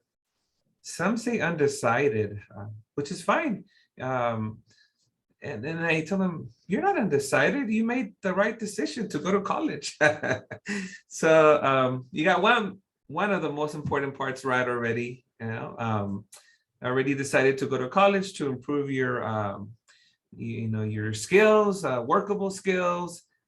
So I just wanted to ask Beth, how many students do we have today, or is this recorded and it will be shared with the rest of the students? We are recording, yeah, because they're kind of bouncing in and out, but overall we've had about 30 come to each session, and we've been doing this for 3 days. And I think a lot of people are zoomed out. Some students, they got to go to dinner. I'm not sure, maybe they're coming back, but it's been a great resource, and we are recording it. We're going to post it at the MSJC's YouTube channel, and I'll share it with the high schools for those that couldn't make it. Yeah. Awesome.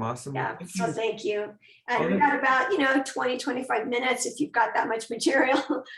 Yes, Thank of you so course. much. Yeah. You'll talk about Dreamers, right? And EOPS and CARE. Is that right? Foster youth. All our programs, and I believe you've given me a co-host right, so I can share my presentation. I haven't, but I will right now. I keep forgetting. Mhm. There it is. You got it now. Thank you, Gerardo, for reminding me of that. So you can share your screen, most definitely. Alrighty. Well, once again, very excited to be, in this outreach effort and this support to with our high school students who are transitioning to college. Maybe some are already taking college courses, which is an awesome idea, an awesome investment. As a counselor, I get so excited when I have a student has AP exam scores or who's taken 1 or 2 classes already at the community college. It's just amazing. And I think it's a new trend. A lot of students, sometimes by the time they get to community college or to the university, some of them already almost have an associate's degree or most of the general ed taken care of. So great choices of where to invest your time. I'll introduce myself and then we'll get into our presentation. Because I have multiple programs that I'm coming to represent. But most importantly, I'll start by saying that I myself was a community college student. I'm a first generation in my family to attend a community college, nonetheless to get a bachelor's and a master's degree here in the United States. I was formerly undocumented myself. And I went to a community college. I transferred to San Diego State. Got my bachelor's in psychology and my master's in counseling.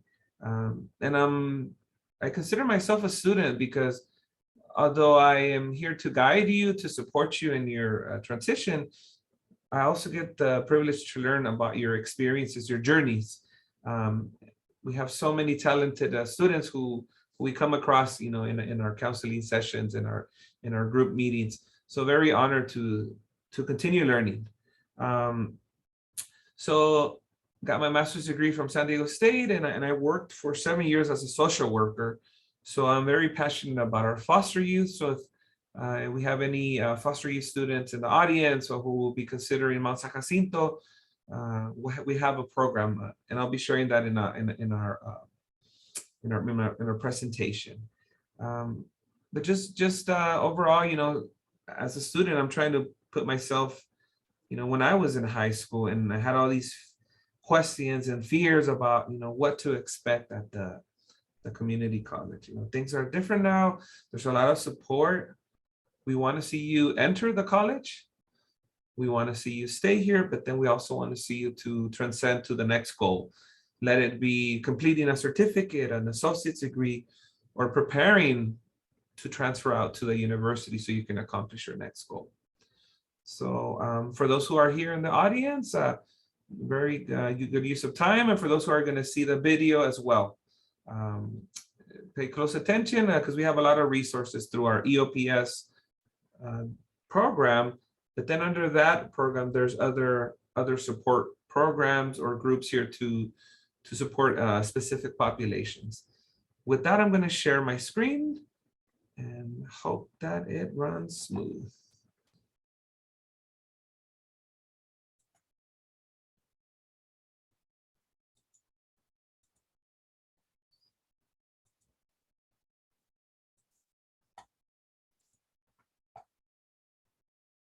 Beth, can I ask you a quick question? Are you seeing on the presenter's page the PowerPoint presentation? Yes, yes, Okay. it's not in the slideshow mode, but I can see the Okay. screen and your show here. Perfect.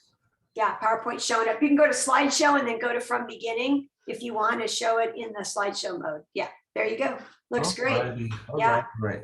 Thanks, Awesome, Ty. awesome. So that was my introduction. You know, at any time as I'm presenting, please feel free to, you know, raise your hand and or ask any questions. It's going to be a lot of information. But if you don't forget, if you don't remember nothing from the presentation, just remember one thing: we are a unique program that wants to support you. We have cultural knowledge, cultural experiences that we can potentially relate to each other. So we want to support you. Like I said, enter the college, stay in the college, and then move on to your next academic or personal goal. So we are called the Extended Opportunities Programs and Services, EOPS. Under that program, we have our CARE, Cooperative Agencies Resources for Education, Undocu Dreamers program, and then the Guiding Light for our foster youth. Okay, this is the team. We have our director, our interim director, Heather Jones, our beautiful counselor, Ms. Pamela James, who's been at the college for more than 20-something years, Ty, and Duke, Dolores, Centoya, Juan, Kathy, Shanaz, and Liliana. So as you may see, just by looking at pictures, it's a very diverse staff with different ethnicities and different backgrounds.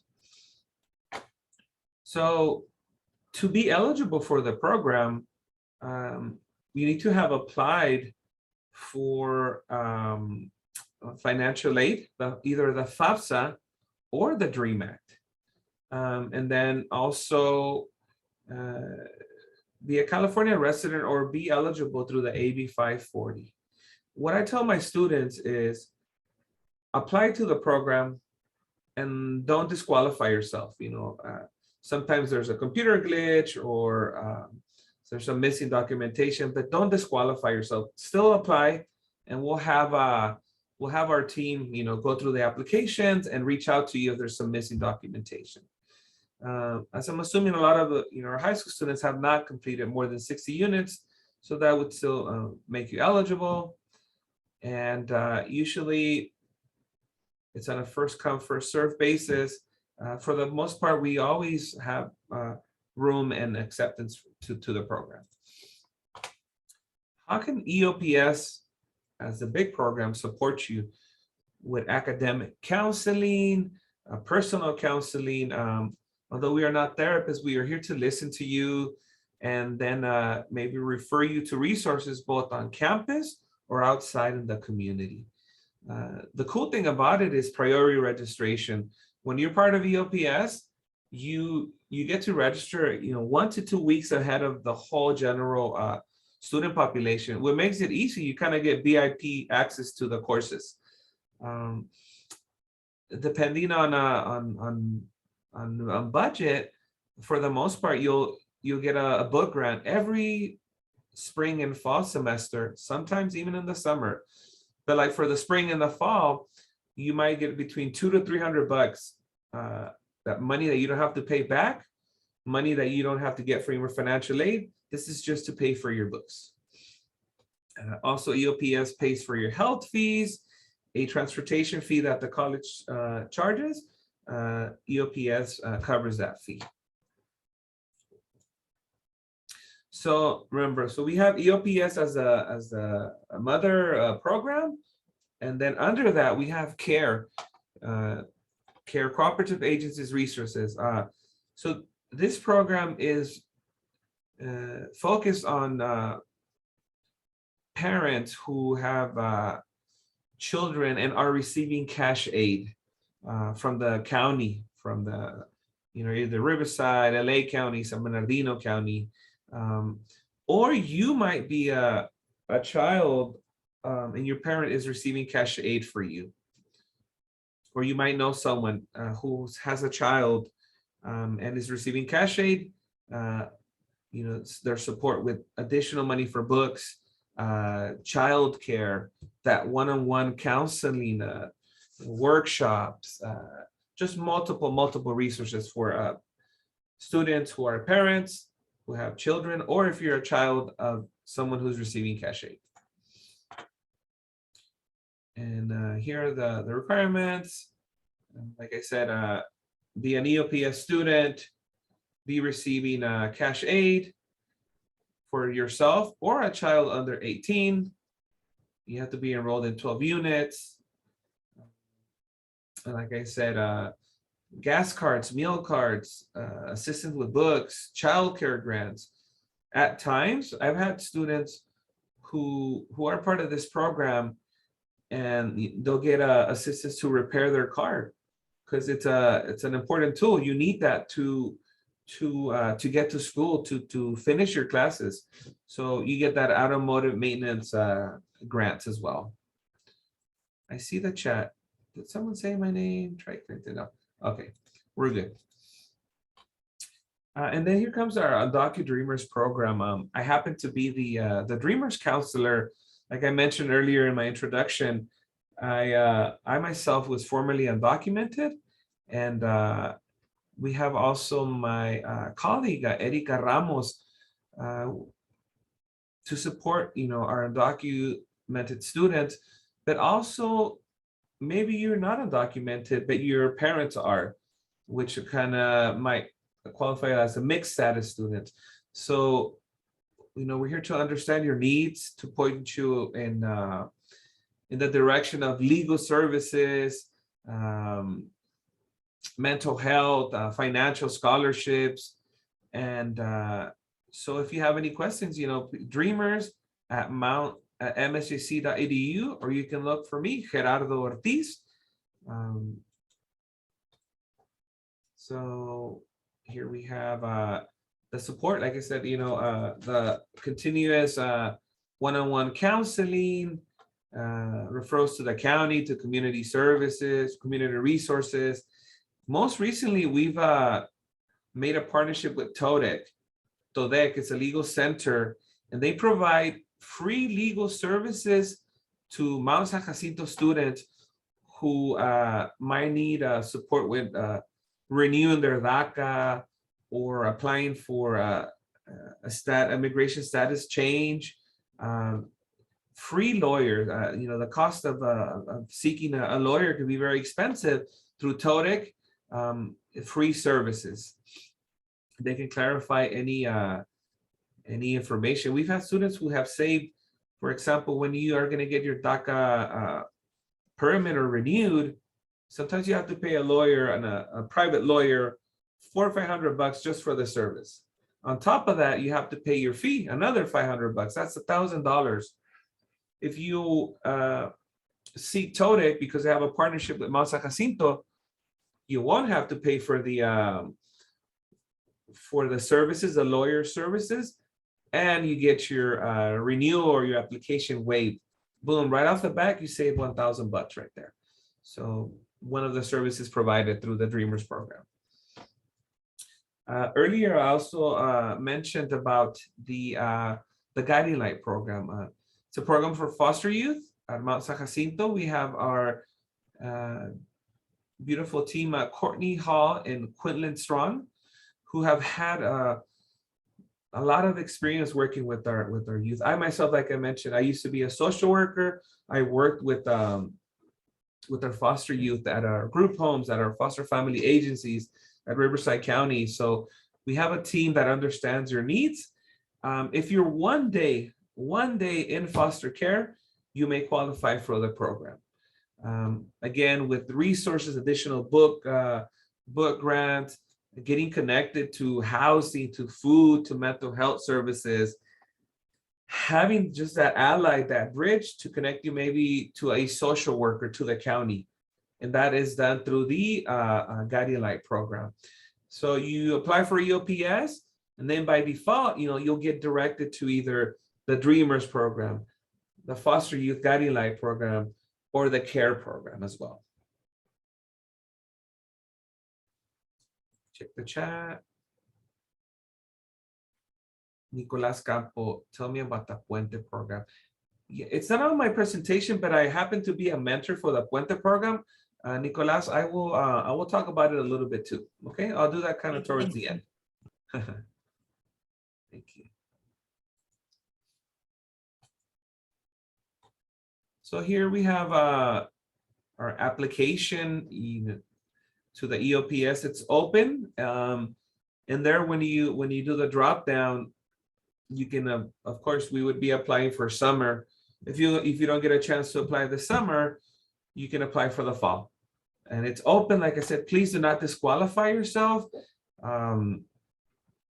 Let the team do the screening and seeing if you meet the criteria or not.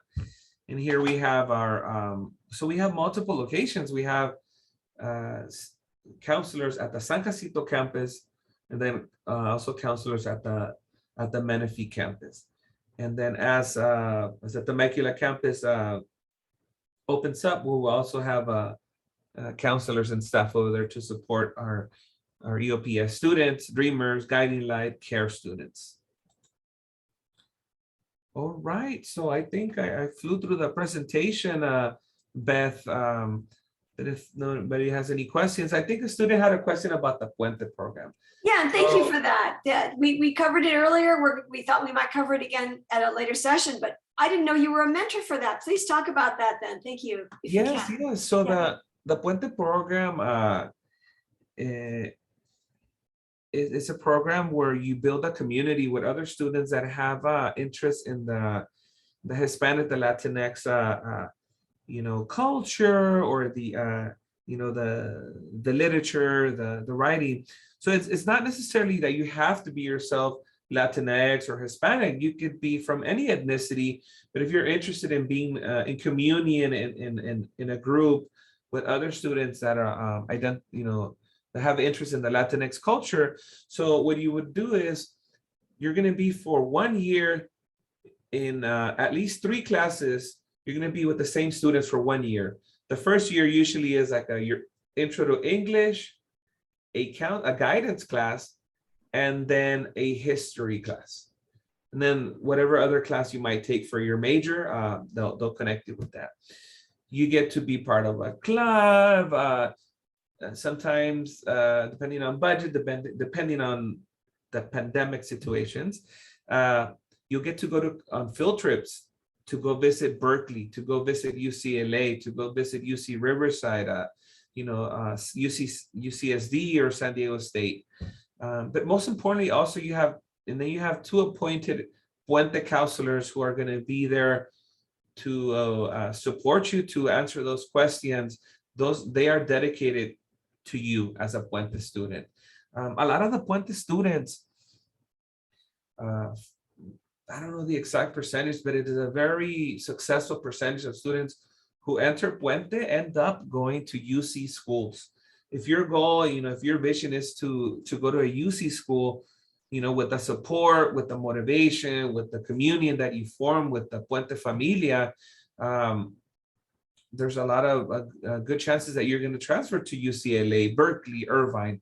So as a mentor, I've had the privilege, most importantly, you get paired up with a mentor, someone who like a professional friend who's going to be there to guide you, to motivate you when you're, wanting to give up, or you're just wondering, where to get a resource.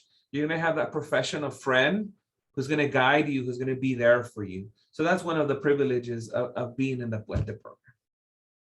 So I don't know, Beth, if I did a good explanation about it, but that's in a nutshell. Yeah, exactly right. While you're sharing the screen, I put the link to the Puente page in the chat if you want to take them to that website and talk a little bit about that. Thank you for asking, Nicholas. And then I answered Miles' question in the chat. It's a bigger answer. Let's finish up this about Puente first. But I will address your question a little more, Miles. And with Gerardo being a counselor, maybe he has a bigger answer. But do you mind sharing while you're sharing your screen, go to the internet and then just go to msjc.edu/Puente. Okay. Puente is at all 4 campuses, am I right, or online? Yeah, I mean, we're looking for all kinds of ways to continue meeting and be a cohort and with more opportunities in person, right? It all really depends on the pandemic. It's just trying to keep everybody safe. Okay. Yeah. Are you seeing the main Mount San Jacinto page now? I'm seeing your email, so get off that tab real quick and go to msjc.edu, Okay, let me see again. So or just open up another tab, yeah.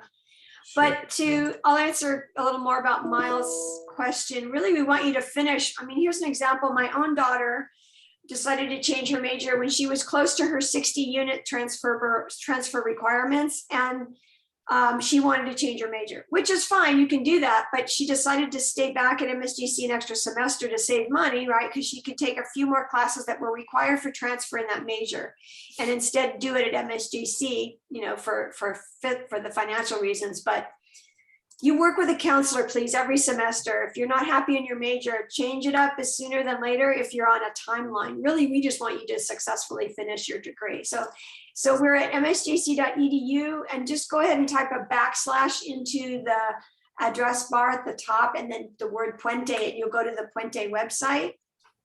Or I can share my screen, I'm already there, whatever works, yeah. And you can talk a little more bit about Puente. Oh, nice. So they're recruiting now. Or that's an old flyer. Let me go ahead and stop sharing. I'll show you my screen. Okay. You're welcome, Miles. As you're preparing for that, Beth, if I may add, Yeah. I have some career counseling training and preparation, you know, over the years, and there's a lot of also assessments and inventories that assess your preferences, not your skills, you know, not your, because you have skills to basically do any major, any career, but kind of like your preferences of working environment, if you like to work in groups, if you like to be outdoors. But and then we have classes, we have CRC courses that are like career decision-making courses that help you make an informed decision. I remember how in the beginning I said, you're undecided. The biggest decision that you all have made is to go to college, go to the university. You're in the right place to explore, to get that support. You're going to figure it out. Also, too, it's okay to think out the you know, away from the traditional scope. There's students who will major in like fashion design, and then once they get their bachelor's, they'll go to med school. So it doesn't have to follow a specific plan, but you do want to meet with the counselor so that we can make sure that you're completing all the areas that are going to help you transfer out or give you employable skills, or just to complete some of the career goals that you have. So you're in the right place. Be more than happy to support you, Miles. You become an EOPS student, we can do some career assessments and just kind of look inwards to see what are your preferences of career choice, environment. Also, we can look at salaries too. You can look at salaries and see the outlook, the projection of that career or that field that you're trying to go for. Go ahead, Beth. Yeah, absolutely. I was just showing the website and finishing up an answer to about the Puente program. So some of these meetings are going to probably continue to be more or less online, kind of virtually, but what it is a lot more help. And you'll work with those same students in those English classes. I'm sorry, I'm trying to scroll up on that flyer. You'll be able to develop some really great skills and have a lot of the same students going through it with you. So it's a nice cohort model, right? And then Project Puente is very successful in helping you transfer if that's your goal. So who's eligible? You know, you got to be in a specific English class. It's all here at the website. So after we hang up today, and there's Cynthia, she was talking about Puente earlier. Here are their emails. Email them these questions. They know more about it than actually they're the experts, you know. And the Puente model is very successful. There's data that shows that. So, and then there's one mentoring like you have, like Jarder mentioned, you know, he's one of the mentors there. So here it is all about it at the Puente website. And then you get to go to conferences, and do more in-person things as we crawl out of this pandemic. So go ahead and refer to the website, please, to learn more about that. Thanks for asking. Yes, another thing, if I may share, Beth, Yeah. one of our students, one of our Masa Jacinto students, who was a Puente alumni, has had established, professional relationships with mentors, with multiple staff. And now this individual, got accepted to all UCs, is pending acceptance to some elite schools, has earned multiple scholarships because he has a group of individuals that are there to guide him, to guide the student, to share some of the things that work for them. A lot of us here, like I mentioned, we are still students because we are continuing learning, but we either went to a community college or to that university, so we can maybe relate to the journey and guide you. So Puente is very strong in that. Mhm. You're muted, Beth. Huh? Yeah. It's all good stuff, right? Just for your student support and academic success. So thanks for elaborating on that. We have another question in the chat about Puente. Is it offered at other universities? Do you continue to do that at another university? So Puente, some universities, continue with the Puente, but what it is too also, Nicholas, is that you're gonna find individuals who are Puente alumni, and they're gonna kind of carry you under the wing and be a mentor at the university. So it's like it's a family that's everywhere. Everywhere there's Puentistas, Puentes, and you can always, even after you transfer out from the community college, you can always come back and get advice from your Puente community college mentors. EOPS is at the university too. It's EOP at the cost states, providing you with also that close connection as well. Well, thank you so much. So I think you just saw again how there's all kinds of programs in place to see to your success, and you're showing up to these events to learn about them. You're going to make an amazing college student. So keep knocking on doors and asking about that. So clap for Gerardo. Thank you so much for being here. My heart is so full. Yay. Or you can use the reaction button. Exactly right. Thank you for spending your evening here. That just shows the commitment and the investment that you have towards your education and to your growth mindset. Please apply to EOPS. Do not disqualify yourself, even if you are not sure about meeting that criteria. Like I said, let our team, do that screening.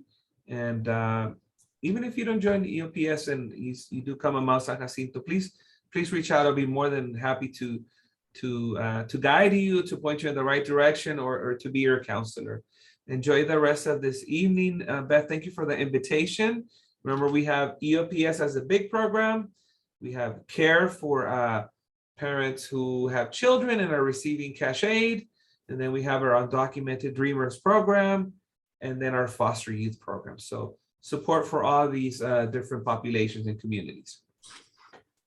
Facts. I love it. Thanks again.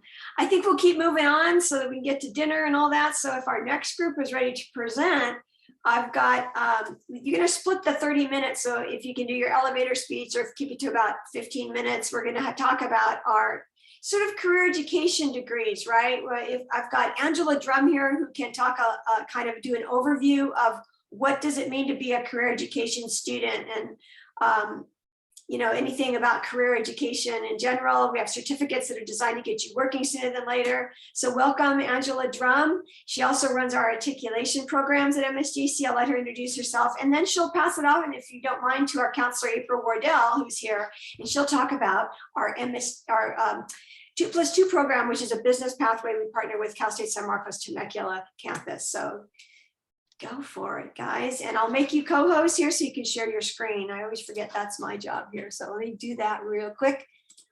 Thank you, Angela. Go ahead. Okay. Good evening, everyone. Are you skipping dinner for this, or we'll just eat late, right? I mean, what's the difference? Okay, so we're going to talk about career education, and career education is just one of the departments that we have here. So it's not a different college or anything like that. It's still it's still part of the same college. And I am not Jenny Hughes. I just forgot to change my name. So you can call me Jenny if you want, but I'm Angela Drum. And in career education, we have so many different programs. We have administration of justice. You think that as law enforcement, and things like that. We have associate degree in nursing, the RN program, and also the CNA program and the LVN program. Automotive and transportation technology, aviation, that's a new program. It's really exciting. Business administration, computer science, creative media.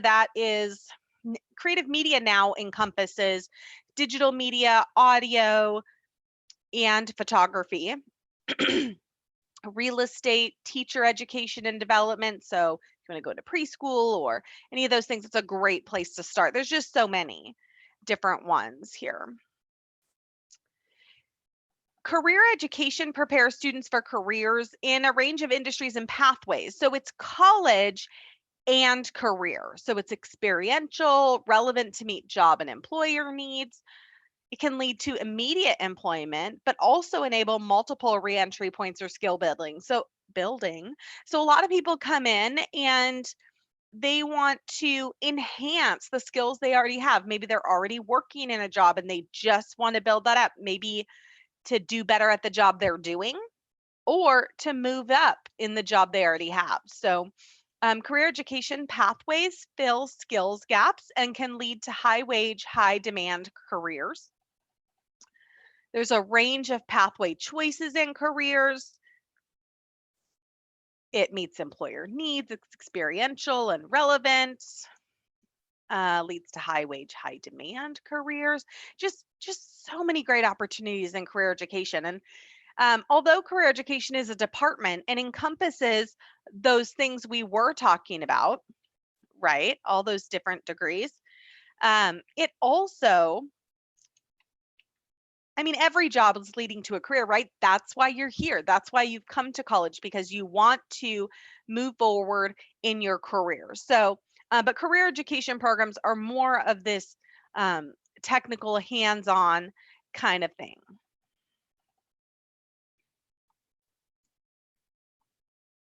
So we have a few different options. We have an associate's degree. So, and then we have an associate's degree for transfer. So the difference with the associate degree for transfer is it's vetted a little more to exactly what you need to transfer, making sure the classes you're taking are transferable and things like that, as opposed to the associate's degree. That's not for transfer. So some of them are not for transfer, kind of depends on the discipline. We also have a certificate, which is less than 30 units, generally takes 2 years or less to complete.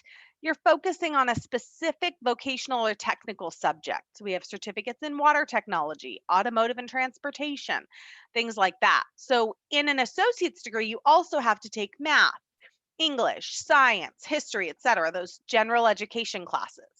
In a certificate, you don't. You're just taking the specific vocational technical classes. An ECC, or an Employment Concentration Certificate, offers quickly attainable specialization in a variety of subject areas. So those are local concentrations, local certificates. They don't go on your transcript as a certificate earned, and you don't walk at graduation. They're just kind of a certificate that says, hey, I took these 3 or 4 automotive classes, or I took these particular business classes. Okay, they are less than 18 units. A lot of times you can do them in as little as 1 year.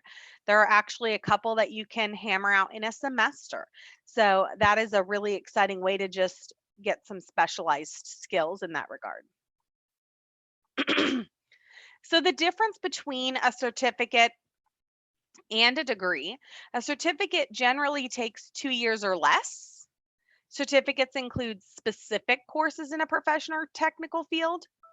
An associate degree requires additional general education, such as math, English, science, history, to round out the program. And they can be in career and technical fields. They can be for university transfer. You can also get an associate's degree in math or history or one of the sciences.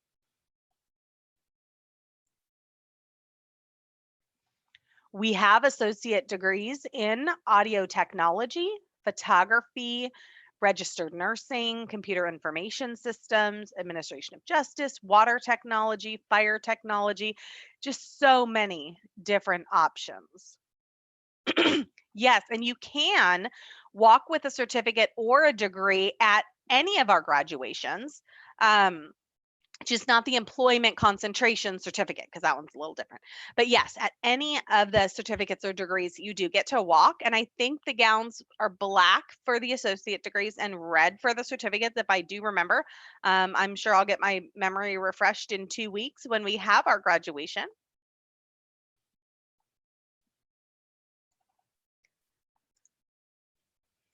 You'll see certificates in EMT, that's the emergency medical technician, business administration, automotive technology, viticulture, enology, and winery technology. Didn't know what viticulture was till I worked here. That is the study of the cultivation of wine. Teacher education and developmental studies, turf and landscape management, huge around here with the amount of golf courses and things like that.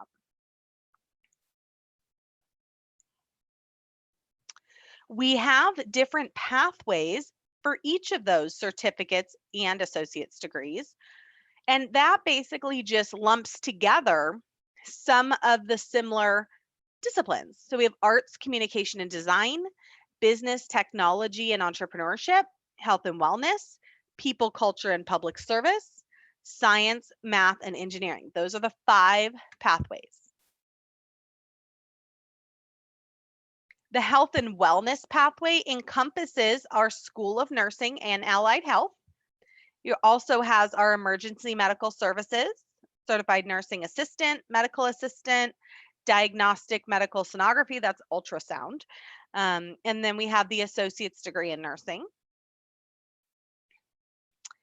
People, culture, and public service pathway, teacher education and developmental studies, fire technology, administration of justice.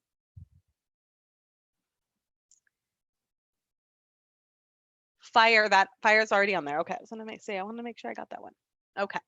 And law, public policy, and society is also part of that one. So like paralegal, that would be under people, culture, and public service.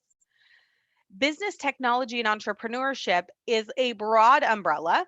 Automotive technology, turf and landscape, water technology, wine and hospitality, culinary, and of course, computer science. Oh no, computer science is under science, but real estate and business also fall under that business, technology, and entrepreneurship pathway. New and upcoming programs. So aviation science and culinary both launched in the fall. We're looking toward paramedic and medical lab tech, gerontology and aging, fall of 2023. Radiology tech, fall of 2024. I just heard them presenting about that the other day. It's very exciting. And then logistics and game design coming soon. So we don't have a date on that one. I'm going to skip over the earning college credit while in high school since you're on board and ready to come. You're done with this part. Okay, you're done with this part. And then my next slide is on 2+2. So I don't want to go into that too much.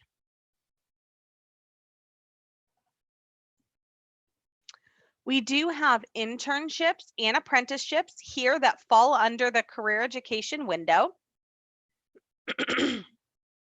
Some of our internship locations are different police departments here in Riverside County, Southwest Juvenile Hall, the mortuary, working for the city, lots of different partnerships there.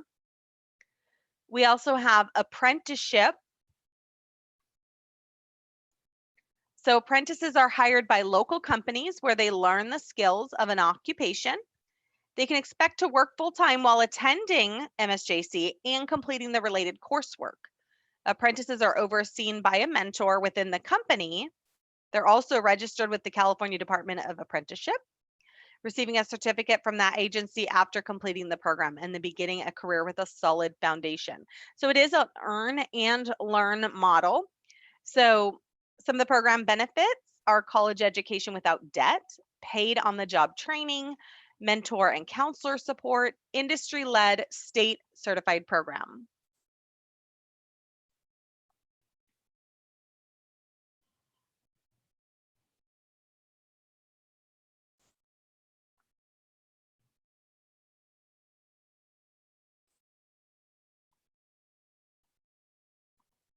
So as an apprentice, you are a paid employee of the company. You have a set of tasks you learn during your experience. An MSJC team member checks in on your progress, and you continue to take your courses here.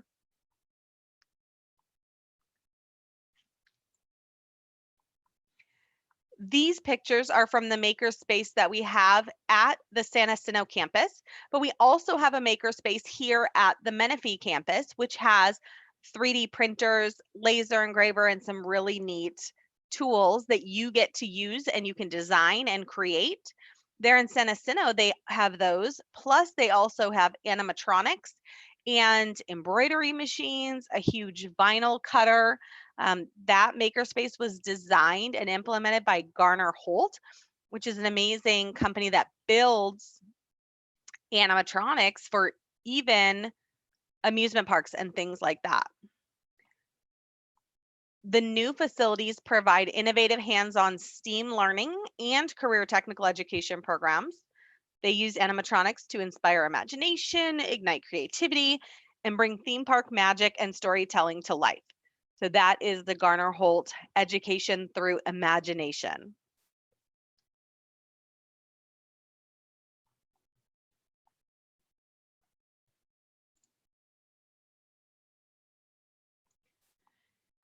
In career education, we have many types of student support that we offer: career exploration, career and education planning, technical and soft skills, field experience opportunities, networking, job search strategies, and materials.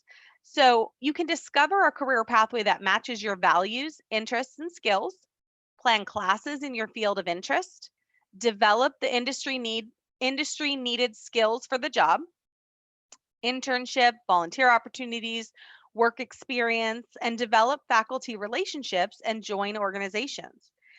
You can use the Eagle Career Connection and fine-tune your interview skills. You can update or create a resume, cover letter, and portfolio.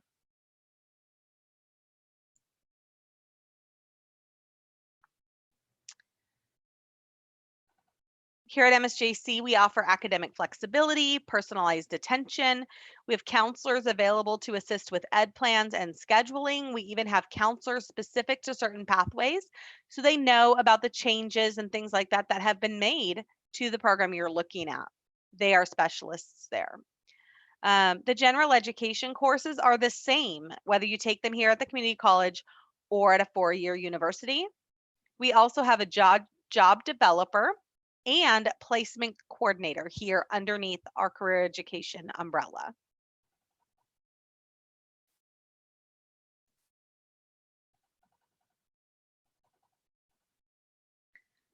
One of the great opportunities of attending Mount San Jacinto College is you can save money. We have transfer agreements, and April's going to talk a little bit about that one as well. Online and hybrid classes and on-ground classes, those are coming back, so that is exciting. Academic flexibility, school life balance, personalized attention, internship and apprenticeship opportunities, and job development. And again, the general education courses are the same in community college versus four-year university. I'm going to turn it over to you, April.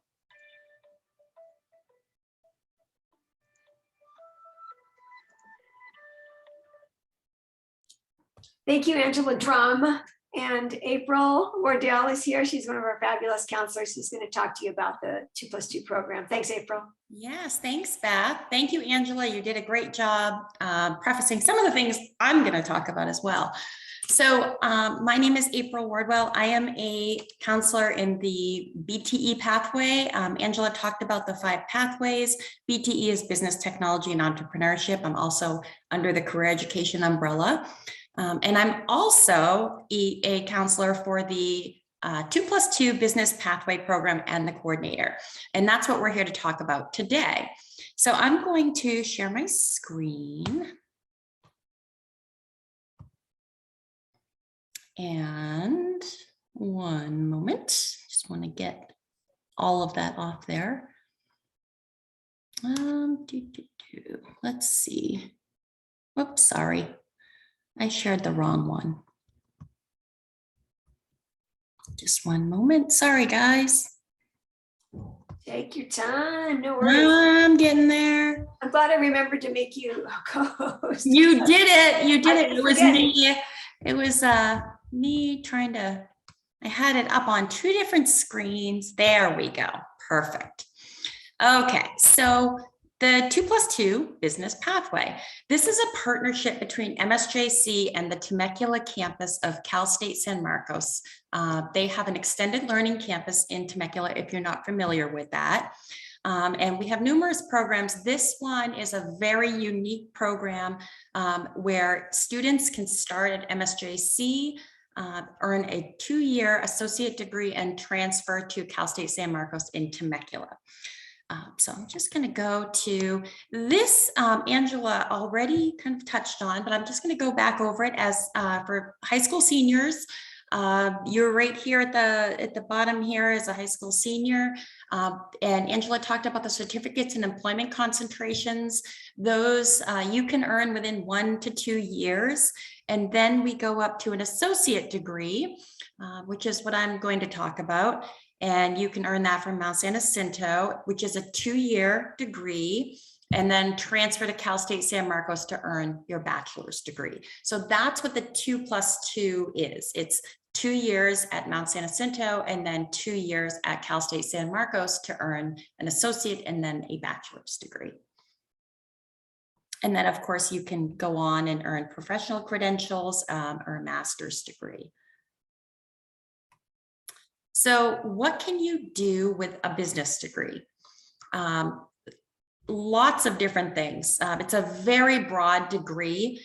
If you were interested in something like accounting in particular, or marketing in particular, one of these listed, you would want to go to the main campus for your degree once you leave MSJC, because they have specific degrees in those things. If you want a broad business degree, this is a great program for you. You're going to learn about finance, entrepreneurship, human resources, management, marketing, administration, accounting, real estate, supply chain management. And with a business degree, you can work in small businesses, large corporations, you can work for nonprofits, government agencies, in any job. There are a lot of great careers out there that just require a bachelor's degree. It doesn't necessarily have to be in anything in particular. Pharmaceutical sales, those are great entry-level jobs that you could get with a bachelor's degree. Or you could go on to graduate school. So those are some of the things you can do with this degree. Why 2+2? The program was developed because we were finding that students were not completing their bachelor's degree or even their associate's degree in the time that we were hoping. So 45% of students are not completing college altogether. And then if students are, they're less than 40% of them, they're not completing within the 4 years that it takes for most students. So we put together a program where we're going to give you lots of individualized support at MSJC and again at Cal State San Marcos, and a lot through the transition between the two schools so that you will be able to complete within 4 years. So what is the program? It's designed to, as I said, to help you complete within 4 years, but also you're going to save time and money and stay local. Temecula does not have a campus, a Cal State University, where you can stay local and earn a bachelor's degree. They do have this extended learning campus with just a couple of different programs where you can stay local and earn a bachelor's degree. So this is a very unique program in that way. The 2+2 business pathway provides students interested in earning a business degree the opportunity to graduate in 4 years. As I said, the first 2 years are at MSJC, and students will earn multiple associate degrees, and we'll talk about that in just a moment, including an AST in business administration. So AST, as Angela was talking about, we have an associate for non-transfer that you can earn, or an associate for transfer. AST means an associate in science for transfer in business administration. That's what that T is. So once you complete the first 2 years at MSJC, you are guaranteed admission to CSUSM Temecula campus. Why is that so important? This is one of my favorite benefits. As I get students ready for transfer, they're not worrying. Right now, we have a lot of students that applied to Cal States and UCs, and they're not sure until they get that acceptance letter. They're not really sure if they're going. They're not sure what their plans will be until they get accepted. You will have guaranteed admission to Cal State San Marcos and Temecula, as long as you maintain a 2.5 GPA in your business core courses. We'll talk about that too in just a moment more. So that takes the guesswork out of where am I going to be transferring. The second 2 years at CSUSM Temecula campus I went too far. The second 2 years will be at CSUSM Temecula campus, where you'll finish your Bachelor's of Science in Business Administration. Now I'll go. So how does it work? Students are offered guaranteed seats in all the required courses in both institutions. That plays into that completing in 4 years. A lot of students, when they come in, they may have a hard time finding a certain class. And in this particular program, you will have guaranteed seats in all of your classes. You don't have to worry about, am I going to have to take a different class this semester, or do I have to double up in the summer because I didn't get into one? You will have that guesswork will be taken out for you. Students are provided with academic advisors at both institutions to help them stay on track. As the counselor and the coordinator for this program, I meet with students regularly, sometimes 2 to 3 times per semester, depending on their needs. And if you were not in the program and say you were a business major, it would be up to you to make those appointments with counselors. Whereas in this program, it's a little bit more individualized. I am reaching out to students. I'm kind of going behind and making sure right now we have summer registration, and I'm going behind and making sure everybody's registered for summer if they're planned for classes, and emailing them if they're not. So you're really going to have a lot of additional support from myself in this program. Students are offered guaranteed admission, as we talked about, as long as that 2.5 GPA is maintained in their pre-business core courses. Some of those pre-business core courses would be, we have financial accounting, managerial accounting, macro and microeconomics. We have introduction to business and the legal environment of business. Those courses, we would want you to maintain a 2.5. I can tell you the students that are in the program are having no problem maintaining that, if you're wondering. Students can use financial aid at both institutions, and MSJC has multiple forms of financial aid. We have the California Promise Grant, Pell Grants, scholarships, and the MSJC Promise also, if you do not qualify for any of the other grants. Students that do not receive any aid still are going to save money at MSJC versus going from high school right to a main campus of the Cal State. Our tuition is much less. So some of the other degrees, when I was talking, let me see, earlier, I had mentioned that you're going to receive an additional degree. So you will receive your Associate in Science for Transfer in Business Administration, and you will also receive an Associate in Arts in Economics. as well as your CSU General Education certification, which means that you will have completed all of the general education requirements that the California State Universities want you to have before you get there for transfer.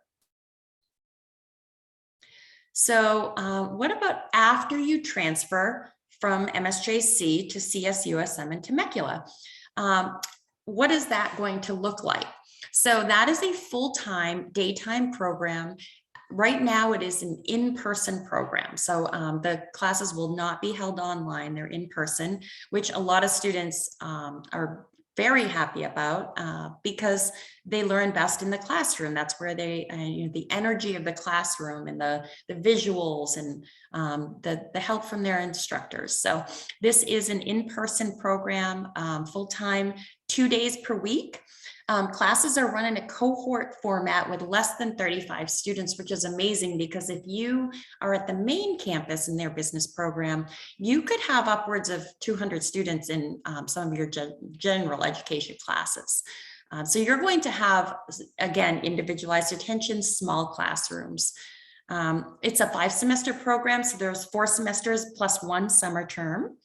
And again, guaranteed seating in all your program required courses.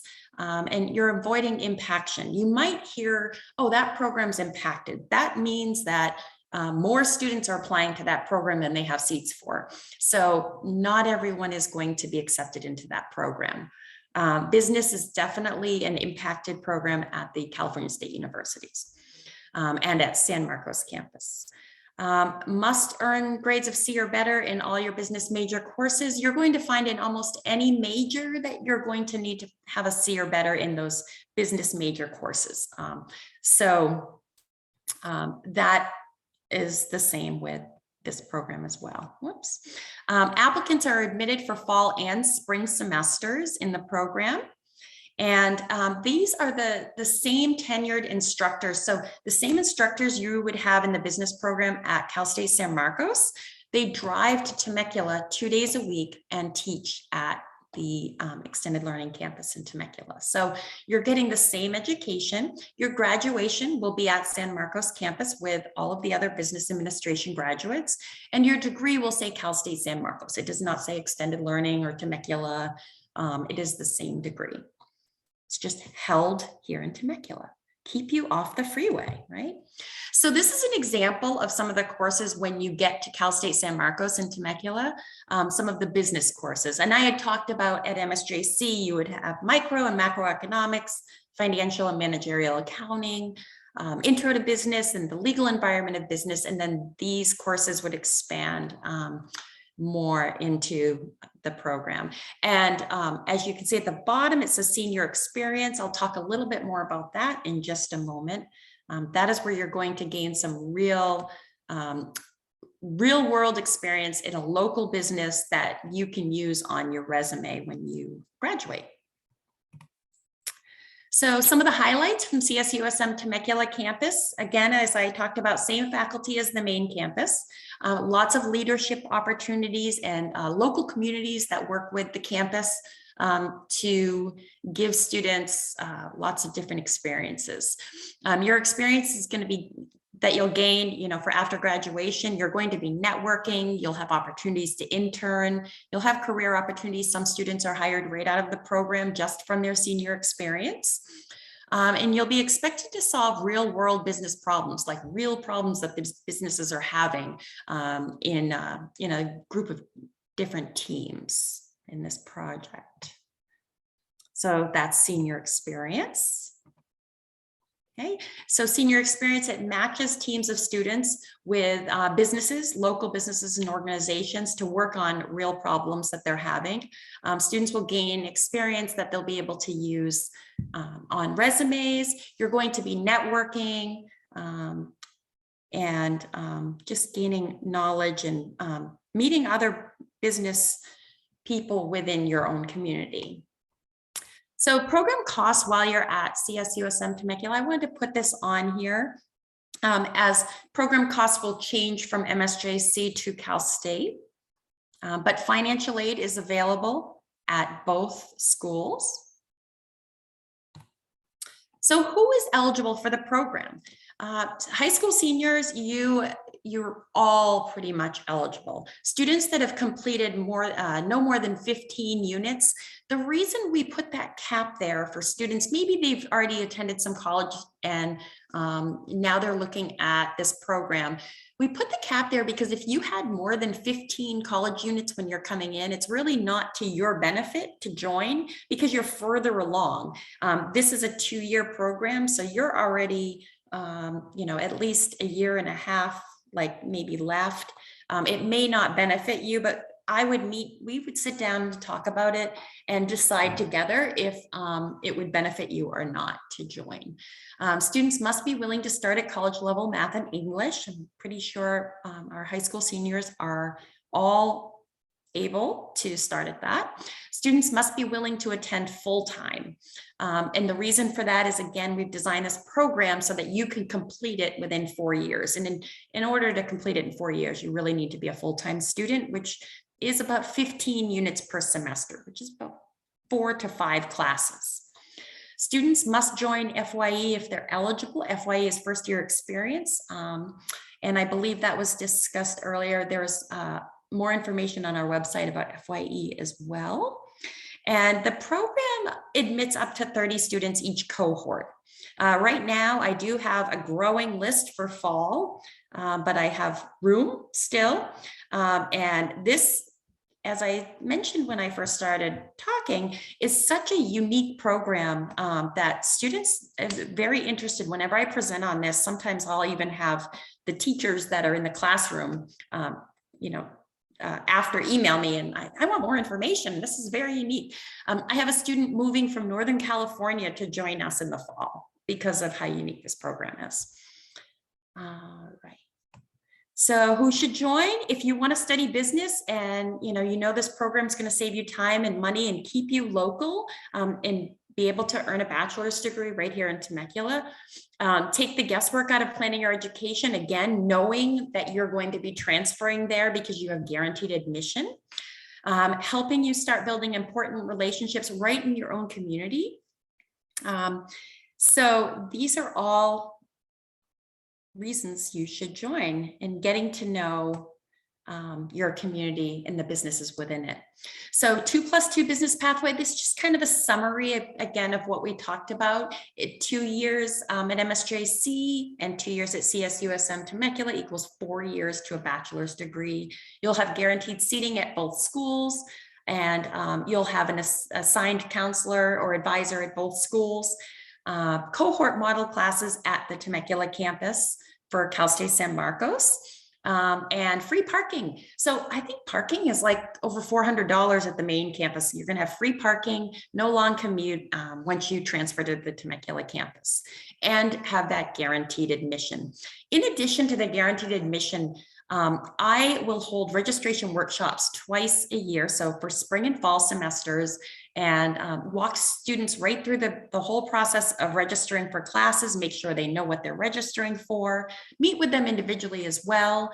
Our job developer will come talk to students about using LinkedIn to start networking and meeting other business owners in the community. And if you want to know more about this program, you can contact me, myself, April Wardwell, at awardwell@msjc.edu.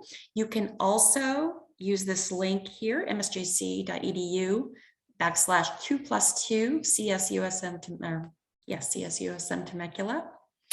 Oh yes, and in addition to the admission guarantee, that's what I wanted to say, is when it's time to apply to Cal State San Marcos, if you're in this 2+2 program, they waive your application fee. So just so many benefits.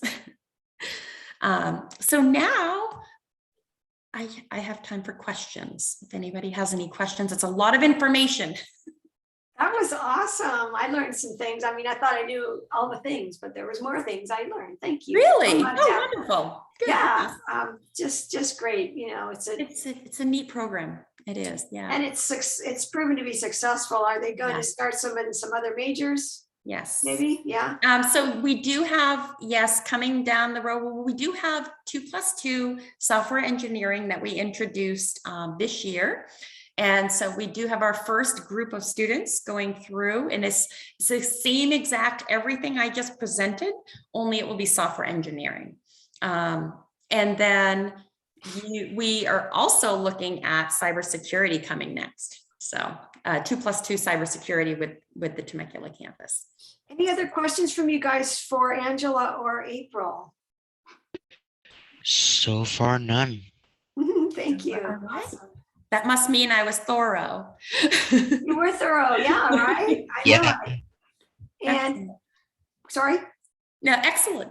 Okay, no, and we're, just to add, I think you probably saw this on recording so that we can view it later and share it with those that weren't able to attend or hear it again for the first time, right? Yes. April, what is your contact again, please, Carlos? Asking. Yeah, I can put it in the chat as well. Okay. It's awardwell@msjc.edu. I'm going to put it right Thank you. here. There we go. And at any time, if you didn't catch that, you can simply email the word outreach at msjc.edu and I will forward those questions on, or if I don't know the answer, I'll make it up. No, I mean, I will find the answer or forward it to you. The jokes don't get better than that at this hour of the day. Sorry about that. Thank you, Annie. I love it. Okay, so let's, if that's it, I don't want to cut anybody off, but let's move on to athletics, talk a little bit about student life, and then wrap this night up. This has been a very full agenda. You guys are amazing. Thanks for coming. You can duck out if you want or stick around, but I'm going to pass it off, or pass the torch off, if you will, which is kind of Olympic athlete speak, for tossing it to Austin Schmidt, who's our athletic coordinator, and she'll talk to you about MSJC athletics. Yay. Yay, yes. Good evening, everybody. Thanks for having me, Beth, again. So my name is Austin Schmidt. I'm the assistant athletic coordinator for Mount San Jacinto Athletics. I'm going to go ahead and share my screen. I'm going to be showing off our new athletic page. It's about a year and a half now that's new. So I'm just going to go over a few things. It's going to be very light. So if anybody has any questions, you can put them in the chat and I can answer them during or wait till after. So at MSJC, we have 12 sports. We have 5 male sports and 7 female sports that both get played at the San Jacinto campus and the Menifee campus. So we have a lot of things going on right now. We just finished all of our spring sports, so we currently don't have anything going on right now. But once June summer school starts, we're up and running for fall, getting ready for football, women's volleyball, women's golf, women's soccer. So it's all year round. It's only a few breaks here and there where all our coaches are always recruiting. So it's a fun time it's always fun to be in athletics for students, for staff and coaches. So this, like I said, this is our athletic page. We have all of our men's sports listed here. You will find the schedules of rosters, and if they have any news stories, like you see the ones that are popping up, scrolling through right now. Our women, same thing.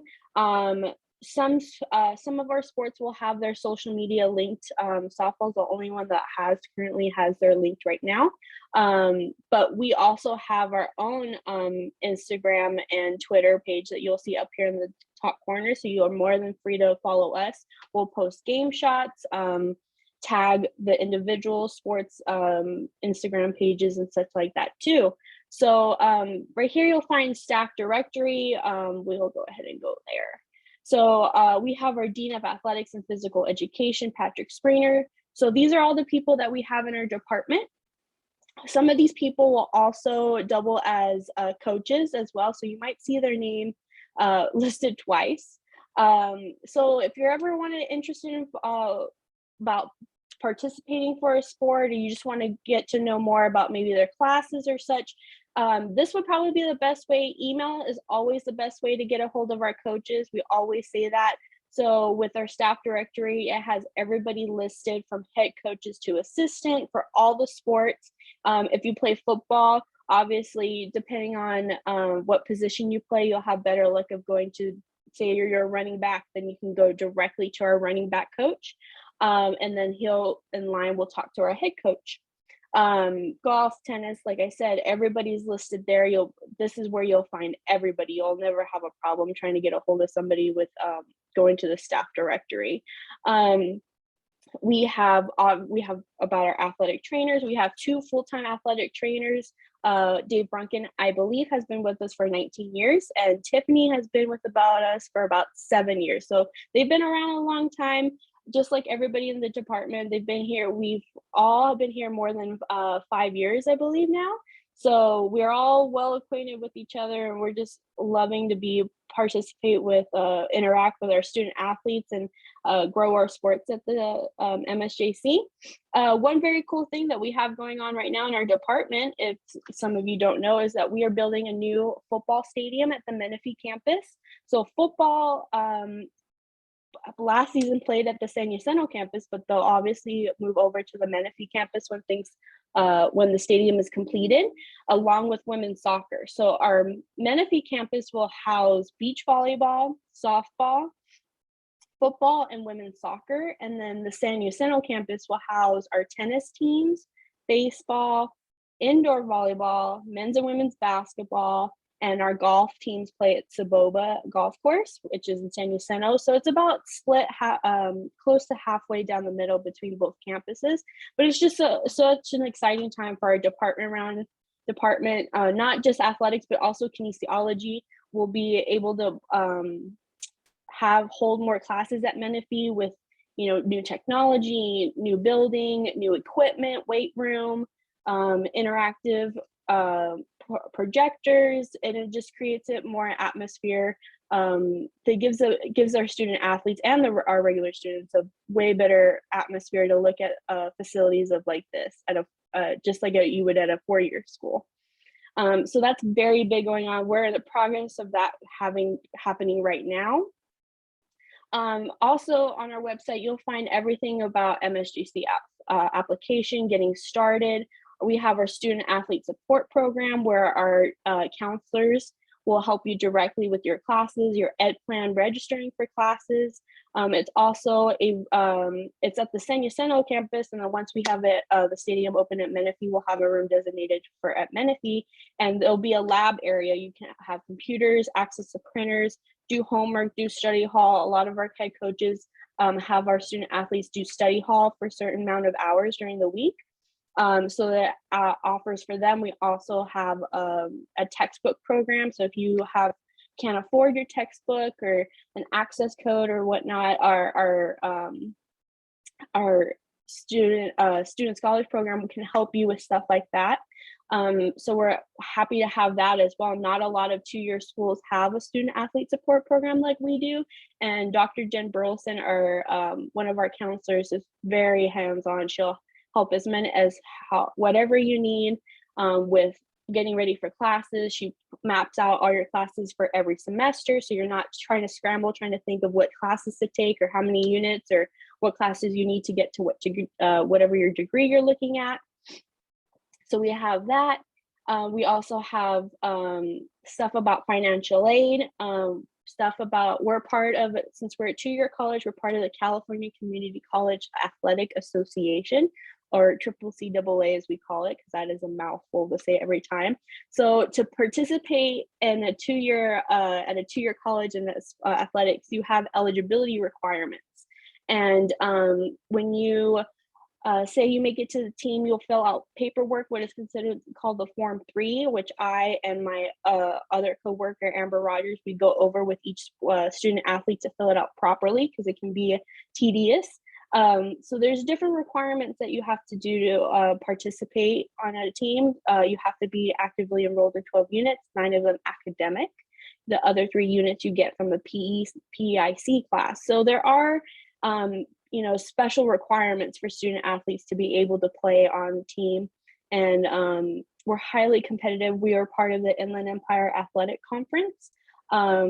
So you have College of the Desert, you have San Bernardino Valley, Chaffey College, Barstow, Victor Valley, even schools in Saracosa, which is out in Ridgecrest going towards Vegas, or Palo Verde going out to Blythe, to Arizona. So we're all over the place. And then you obviously get to have non-conference games where you might see San Diego Mesa, Palomar, our Riverside City College, or everybody everywhere else. Even up north, our baseball team went up to Porterville, which is out way past Bakersfield, for 2 games. So it's also about the experience, right? So you get to stay overnight and experience what it's like to, interact with everybody all the time. So it's athletics definitely adds another experience to just being a student. You're a student athlete, obviously. So we have a student athlete code of conduct too, because you are special. We call you guys special. You're double dipping in 2 areas. You have a student code of conduct when you apply to MSJC, but you have a student code of conduct for athletes. So it talks about, different areas of basically what not to do, what we like to say. And then you have a game day.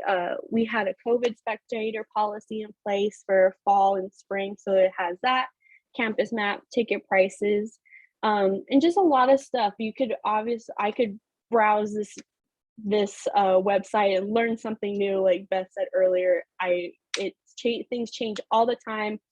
Especially with still living in COVID, so things can change in a minute or can revert back. But obviously, if you're interested in learning more about a sport, I'm going to go ahead and just click for an example. Say you're wanting to learn how to get involved with women's basketball. Like I said, your best bet is to contact the coach directly, which you can go to staff directory and look for the head coach's email. But we also have on each sport page, we have this more tab, and you can go to right here where it says recruit me. And you go ahead and just fill it out with your general information, email, name, phone number, high school, if you played for a club team, or stuff like that. And this form goes directly to our coaches as well. So if you want to fill this out and then follow up with an email, or if you say you just fill this out and you're waiting to hear back or whatever, but this is a good tool for anybody that's interested, because our coaches can only, go to so many high school games, can go to so many high schools and meet people. So this is just another added bonus that we like to put in for, students that are thinking about wanting to participate or just want to get more information or something like that. So you can go ahead and fill this out. And like I said, each sport has one. It's not just a general thing. You just click on, this was women's basketball. If you say you want to play football, you just go to football. And then you go to recruit me. It also has news, like I said, the individual news stories. So our football team actually won a bowl game this past season. So they get, the rings to show off, and then, we'll have past seasons, if, overview, roster stats, and just a lot of things. Eagles at the next level, players that have moved on to 4-year schools. There's also, if you feel you have a power and passion to play at a 4-year, or we have a lot of student athletes that move on to the 4 years and get scholarships and play for D1s, D2s, D3s, and just, move on to continue their education, and 2, to continue to playing the sport that they love. So we have all that too. Football even has a recruiting video. Some students or some players will have that as well up on their websites and such. So it's, like I said, you can go anywhere and just find a new tab and just open it and find something new. We also rebranded our Eagle this year. I'm wearing the old one, so I'm trying to hide it, but we updated our new logo this year for athletics. So it's all very much up and coming and rolling, and all our sports did so well this spring, and in the fall, a lot of conference champions. And football won, their bowl game. And so, so a lot of things going on in MSJC and athletics going on right now. We also host our athletic forum in the fall, where everybody gets to intermingle with other sports. We love to encourage other sports to cheer on other teams. So our volleyball players will probably, you'll see them at football games, you'll see them at baseball games, or you'll see them at tennis or whatever to cheer on other sports. We try to really make it a community and just not individual.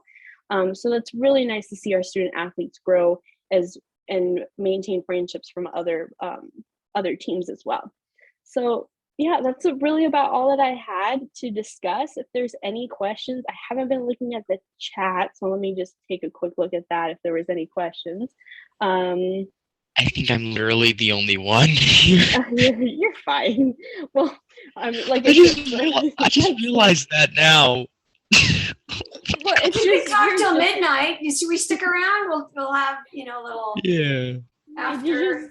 You're Yeah. just enthusiastic, so that's always nice to have when we're presenting with stuff like this. So we Exactly, appreciate yeah. it just as much as you appreciate the sticking around and listening to us talk. So Yeah, I really like the experience. I really like the information. It's really nice. I like it.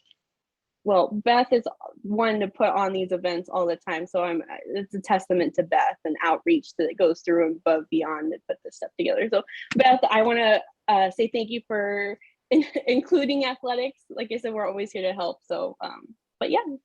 Always, yeah. Thanks for showing off the website. Thank you so much. And we're going to wrap it up with Anna Rivera, who wants to talk a little bit about the labs and all the STEM stuff going on at MSJC. Am I right? Yeah, so hi Beth, hi Ty, and hi Austin. So we're saving the best for last, I like to say. And so let me go ahead and start sharing my screen, make sure I got this. Okay. All right, and y'all should be seeing says STEAM, Science, Tech, not the MSJC website. We're good. Okay, perfect. All right. Okay, so STEAM, we've all heard of it, science, tech, engineering, and math. We're going to focus a little bit on just the science side of things. Okay, so put this here. All right. So science, what is it, right? The common things we hear are physics, how things move, that study of movement, matter. Biology, the study of life. Classes you'll see are going to be biotechnology, environmental science, plant biology. The really cool thing about our plant biology is you actually can make pigment from plants like purple cabbage. You're going to see chemistry. I always joke that it's like the boom, right? It's the boom major. It's actually the interaction of molecules and atoms and how you can make wonderful things like Kevlar or dangerous things like chloride gas. A couple classes and majors are chemistry, organic chemistry, even biochemistry jumps into this section here. And so I want to ask by saying, like, if you could, and maybe you're thinking, okay, Annie, I'm still in high school. I don't know where I want to go with life just yet. I say, root yourself with one question. If you could fix any problem, what would you fix? Right? So Ty, if you want to type in the chat, go ahead. Anybody else? For me, there's a couple issues I would fix. I think I would start with building affordable housing, right? So how can science help you fix your problem? Okay. And so a problem I want to say, maybe drug addiction. Maybe someone in your family has been touched by drug addiction. Or maybe you see how it affects your community. How can science help you do that? Well, there's a drug called zinconotoid, which is a venom from a snail. And it's actually a sea snail. It's called the cone snail. And this is 1,000 times more potent than morphine, but non-addictive, right? The downside of opioids is addiction and pain to a patient. Well, this snail venom actually is not. And so biology, the biologists who go out and find these incredible creatures in the ocean, chemistry, the scientists who study the compounds and how it affects or how the creature makes the compound. And then biochemistry is the application of, if I put that chemical inside your body, what's going to happen, right? The snail makes this venom so that it can slowly anesthetize, basically make its prey numb to it slowly munching on it, right? But for us, if this could stop drug dependence, if this could help patients live happier, healthier lives by using a different mechanism, something called a calcium receptor, how wonderful would that be? And this is where you as a future scientist can help. And next, so EV car batteries. Okay, so we know it requires lithium. Lithium requires digging up the earth. So, okay, you're struggling with environmental degradation. What's a technology that you could possibly invent? So maybe you're thinking, okay, let's make a more eco-friendly product. Graphene. Graphite is the stuff in your lead pencil, which is actually broken down, degraded diamonds. And so if you put that in sheets, it now stores energy. There's much more carbon, which is a much safer material to work with and doesn't require as much destruction of the environment. And lastly, maybe a problem you've been thinking about, I joke, terraforming Mars, right? As the human population grows, maybe we need an additional home or we want to explore space.